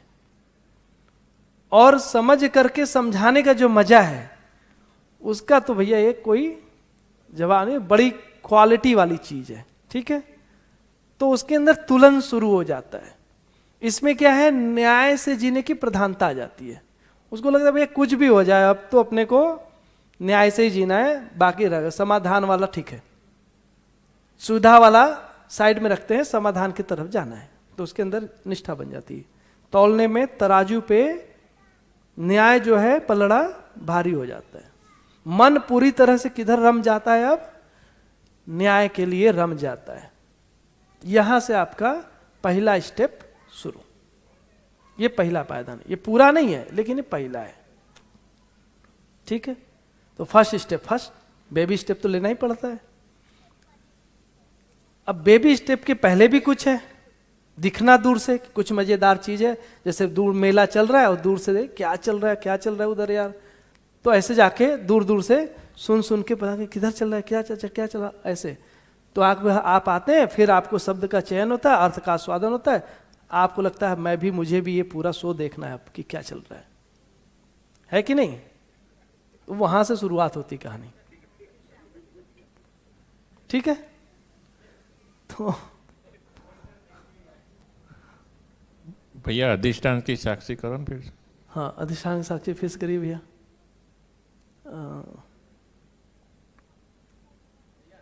लीजिए अधिष्ठान की साक्षी जी। अभी तो चलता ही रहेगा, वैसे तो कई बार करने वाला हूँ, ये तो रिसाइकलिंग प्रोसेस है।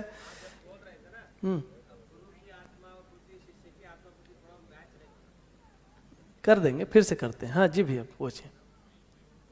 हाँ, अधिष्ठान के साक्षी का मैंने बताया कि अधिष्ठान मतलब जीवन का मध्यांश, और मैंने बोला आपको, निवेदन किया पहली बार कि आप अपने अंदर झांक कर देखिए, आप संतुष्ट हैं कि नहीं, आनंद की स्थिति में है कि नहीं। देखा नहीं, देखा तो अभी देखना शुरू करिए। क्या देखना शुरू करिए? ये देखना शुरू करिए कि मेरे जीवन में तृप्ति की प्यास है, मेरे जीवन में निरंतर सुख की प्यास है, मेरे जीवन में आनंद की प्यास है, मैं इसका प्यासा हूं। ये प्यास आत्मा की ही है। पहले ये तो पहचानिए कि इसमें आत्मा में सब मिलने के बाद, रूप मिलने के बाद, धन मिलने के बाद, पद मिलने के बाद भी मेरे अंदर प्यास है, जीवन सुख का प्यासा है। ये चीज हमको दिखनी चाहिए अपने अंदर। वो जो प्यास है आत्मा की प्यास है, आत्मा में ज्ञान की प्यास ही है, वो बुझी नहीं है। सब मिलने के बाद सांसारिक जीवन में वो अभी भी अतृप्त है। वहां से हमको पता चलता है पहली बार कि निरंतर अनुभव का प्यासा ही रहता है, और वो प्यास केवल अनुभव से बुझ सकती है, कोई कनाडा फैनाडा जाने से नहीं बुझती है। समझ रहे हैं? कनाडा में कोई अनुभव नहीं है, उधर मिल जाएगा, वही भी उधर भी वही है, मिट्टी पत्थर मणि धातु पेड़ पौधे पशु पक्षी भ्रमित मानव, बस 4 चीज पूरे जगह एक ही है। मैं सब जगह देख के आ गया। 4 ही चीज है यार।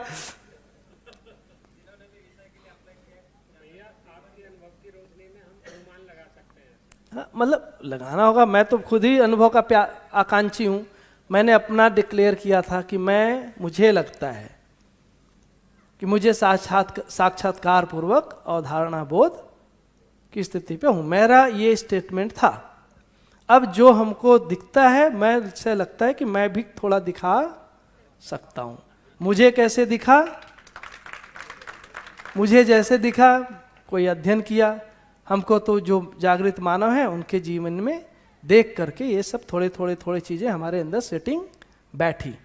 तो सभी शब्दों को फिर मैंने, अभी आप देखिए पूरे शब्दों को मैं कहाँ बैठाता हूँ, जागृत मानव के इर्द गिर्द बैठा देता हूँ।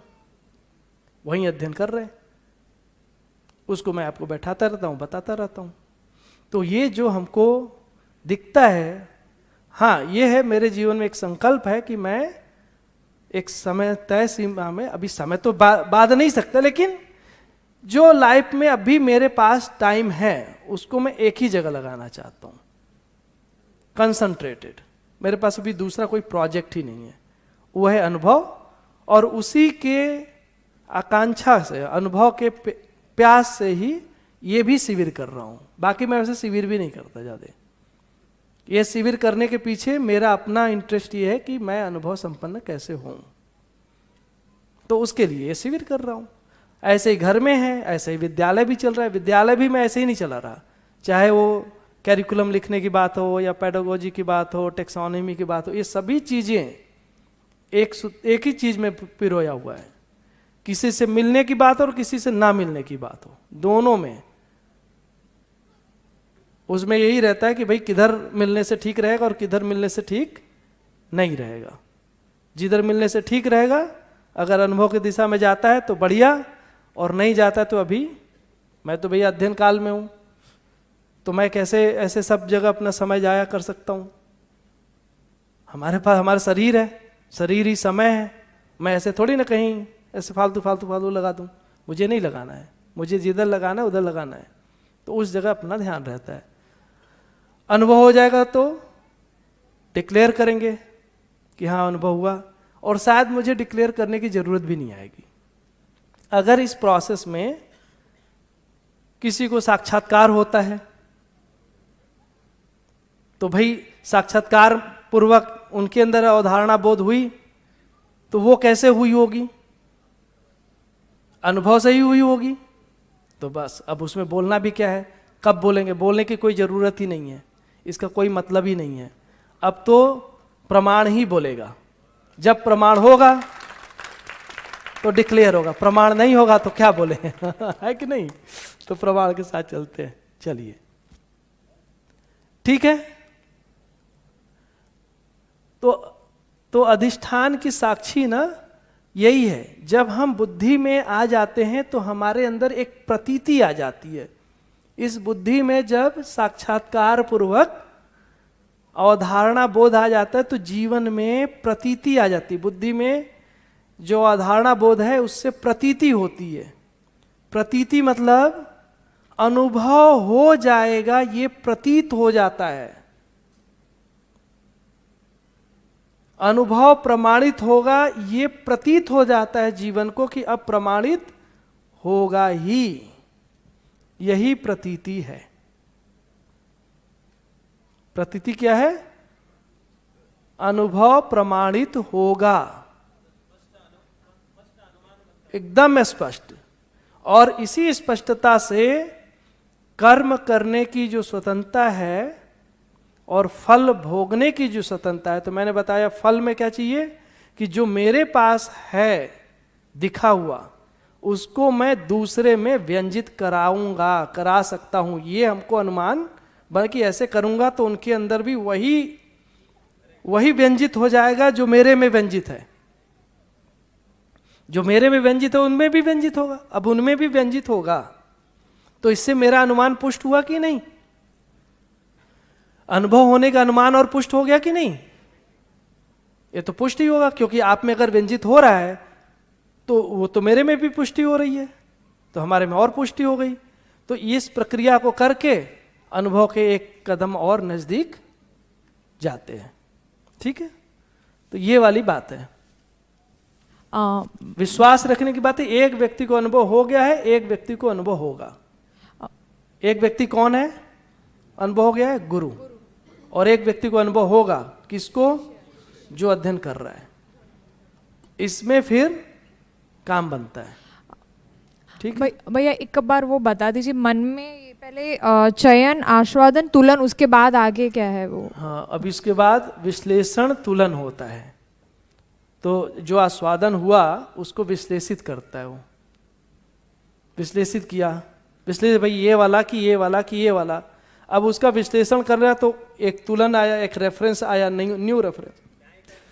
हाँ, अब क्या है, पहले वो रेफरेंस ही नहीं था क्योंकि स्पष्ट ही नहीं था। अब नया रेफरेंस आ गया। क्या रेफरेंस आ गया? न्याय का। ये जो अर्थ हमको स्पष्ट हो रहा है, अर्थ बोध कराने का, दूसरे को भी हम स्वीकार करा सकते हैं। तो इससे क्या हुआ, एक तुलना का एक नया रेफरेंस ही आ गया जीवन में, और उसको विश्लेषित कर लेता है। तो इस प्रक्रिया में धीरे धीरे न्याय क्या है, न्याय थोड़ा प्रबल हो जाता है। इस प्रक्रिया में न्याय ही मुख्य मुद्दा हो जाता है। अब हर चीज, उसको कुछ भी काम करना है, कहां से विश्लेषित कर रहा है? न्याय प्रमाणित करने के लिए। जिस समय न्याय प्रबल हो जाता है तो फिर सारा तन मन धन किस में लगेगा? न्याय के लिए लगेगा। जब वही विश्लेषित करना है तो हम लगाएंगे किधर? पहले क्या था? पहले अपने मजे के लिए, अपनी फियर को एड्रेस करने के लिए, एंजॉयमेंट के लिए, सब के लिए कर रहे थे। अब क्या कर रहे हैं? न्याय को प्रमाणित करने के लिए। क्यों? क्योंकि वृत्ति में न्याय प्रभावी हो रहा है।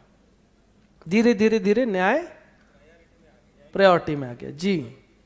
उसके बाद अब अगला फिर कार्यक्रम होता है। तो थोड़ा सा मैं और आगे चलता हूं, या पीछे ही करके एक चीज और बता देता। अब इसमें क्या है ना, एक पहली जो क्रिया है वो आत्मा की क्रिया है।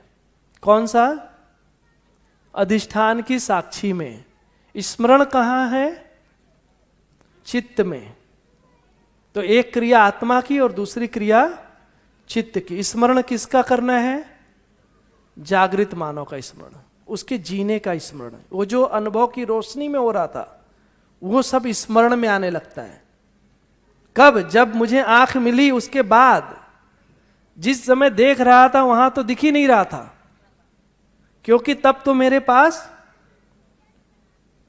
पास वो रेफरेंस ही नहीं था कि मैं देख सकता था। जैसे जैसे मेरे अंदर स्पष्टता बनी तो फिर स्मरण आने लगा। क्या आने लगा? स्मरण। जी भैया। हाँ भैया, इसमें ऐसे समझ सकते हैं कि आप बाबा जी के साथ में जो रहे, हाँ वही, तो आपके लिए ये बहुत मतलब ये हुआ। और ये टाइम आप ऐसे बोल रहे हो कि उधर आप रहे थे, वो टाइम पे आपको नहीं दिखता था। नहीं दिखता था। जब भी फिर मतलब आपको सही सूचना के हिसाब से गए और वो उसके साथ में फिर मतलब उसको जोड़ा, तभी फिर मतलब समझो आपको दिखा। उसके पहले तो किताब पढ़ रहा था। Yes yes yes yes. उसके पहले किताब पढ़ रहा था, अब बाबा जी को पढ़ रहा हूं। पहले सूचना है, इधर अध्ययन की वस्तु नहीं है। अभी लग रहा है कि मानव व्यवहार दर्शन में ज्ञान है, फिर पता चला नहीं तो ये रियल ह्यूमन का ही व्यवहार है। व्यवहार तो मानव को खाली उस सूचना इधर है उनके व्यवहार का। तो मेरे लिए एक बहुत बड़ा वरदान ये हो गया कि मैंने संयोग से, किसी कारण मुझे मालूम नहीं, जैसे हो गया जैसे तैसे हो गया। दो तीन चीजें हुई। एक तो मैं बहाई फेथ में रहा, 2 साल बौद्ध मठ में रहा, फिर गांधी आश्रम में रहा, थोड़ा एक कठिन जगह साधना की उसमें भी रहा, और बनारस में सारा आदर्शवाद का देख के आगे निकले, है ना, उस एरिया में। और फिर कनाडा चले गए तो भौतिकवाद भी देख लिया। तो आदर्शवाद, भौतिकवाद थोड़ा देखने को मिल गया, और इतना मिल गया कि इन दोनों से तृप्ति नहीं होती है। आदर्श वाले में तृप्ति नहीं मिली और भौतिकवाद वाला पाके भी तृप्ति नहीं मिली। उस बीच में किसी प्रकार से समय निकाल के इधर भी आते रहे, इधर आते रहे। तो उस समय तो नहीं, लेकिन जब मैंने अध्ययन शुरू किया 2020 के बाद, तब मुझे लगा कि ये तो बहुत बड़ा मेरे लिए वरदान हो गया। ये जो बातें कह रहे हैं एक्चुअली ये ऐसे हो रहा है, वैसे हो रहा है, जागृत मानव की बात है, इसमें ये इस तरह से जी रहे हैं, ऐसे कर रहे हैं, क्यों डायरी पे श्री लिख देते हैं, क्यों किसी को ऐसे लेते हैं, सब कुछ ये क्यों उसको इतना पैसा दे रहे हैं, उन्होंने कैसे मूल्यांकन, हमको क्या कर रहे हैं, दिन भर हम लोग बैठ के क्या कर रहे हैं, सो के क्या कर रहे हैं, कैसे बुला रहे हैं, हम अध्ययन करने गए हमको कह रहे हैं कि तुम पैर दबाओ, है ना। ये सारी चीजें हमको थोड़ा कनेक्ट हुई कि यार कुछ और ही चल रहा है, तो ये जैसा है स्थूल रूप में, स्थूल से अंदर कुछ और ही है। तो जागृत मानव का जो स्वरूप है दया कृपा करुणा से जीने का, वो दिखाई दिया। तो उसमें अध्ययन में थोड़ा थोड़ा ध्यान गया, और करते करते फिर मुझे वो पुस्तक और अच्छे से दिखती है, फिर यह दिखती है तो वो भी दिखते हैं, ऐसे करके बैक एंड फोर्थ होके वो अध्ययन होने लगा। तो ऐसे लगा कि अब थोड़ा थोड़ा हमको दिख रहा है मामला कि क्या हो रहा है, उसको जो वस्तु दिखना है उससे बहुत ही जीवन अभिभूत होता है, बहुत प्रसन्नता होती है। अर्थबोध का तो सुख ऐसा है कि मैं तो एक शब्द लेके आधा घंटा तक मैं तो वैसे भागता ही रहता था, मेरे को कुछ उस दिन करना ही नहीं, अभी मेरे को अभी जाना है, मैं ना बाहर से निकल जाता था, इतना मजा आता था, बहुत ही रसास्वादन उसका जबरदस्त है। तो खूब ही इंजॉय किया, और उस इंजॉयमेंट के साथ ही फिर चीजें आगे बढ़ते जाती है। एनीवे समय थोड़ा हो गया तो फटाफट, तो ये वाला आत्मा चित्त स्मरण, क्रिया वाली जो है नीचे वाली, ये हो रहा है आपका, इसमें लाइट भी है ना शायद, नहीं पता नहीं, हाँ ये वाली हो रही है बुद्धि में, थर्ड, ये बुद्धि की बात है। प्रक्रिया क्या है, वृत्ति में है, और प्रयास क्या है, मन में है। तो जीवन में पांचों भाग मिलकर के अध्ययन करता है, मन, वृत्ति, चित्त, बुद्धि और आत्मा, पांचों मिलकर अध्ययन करता है।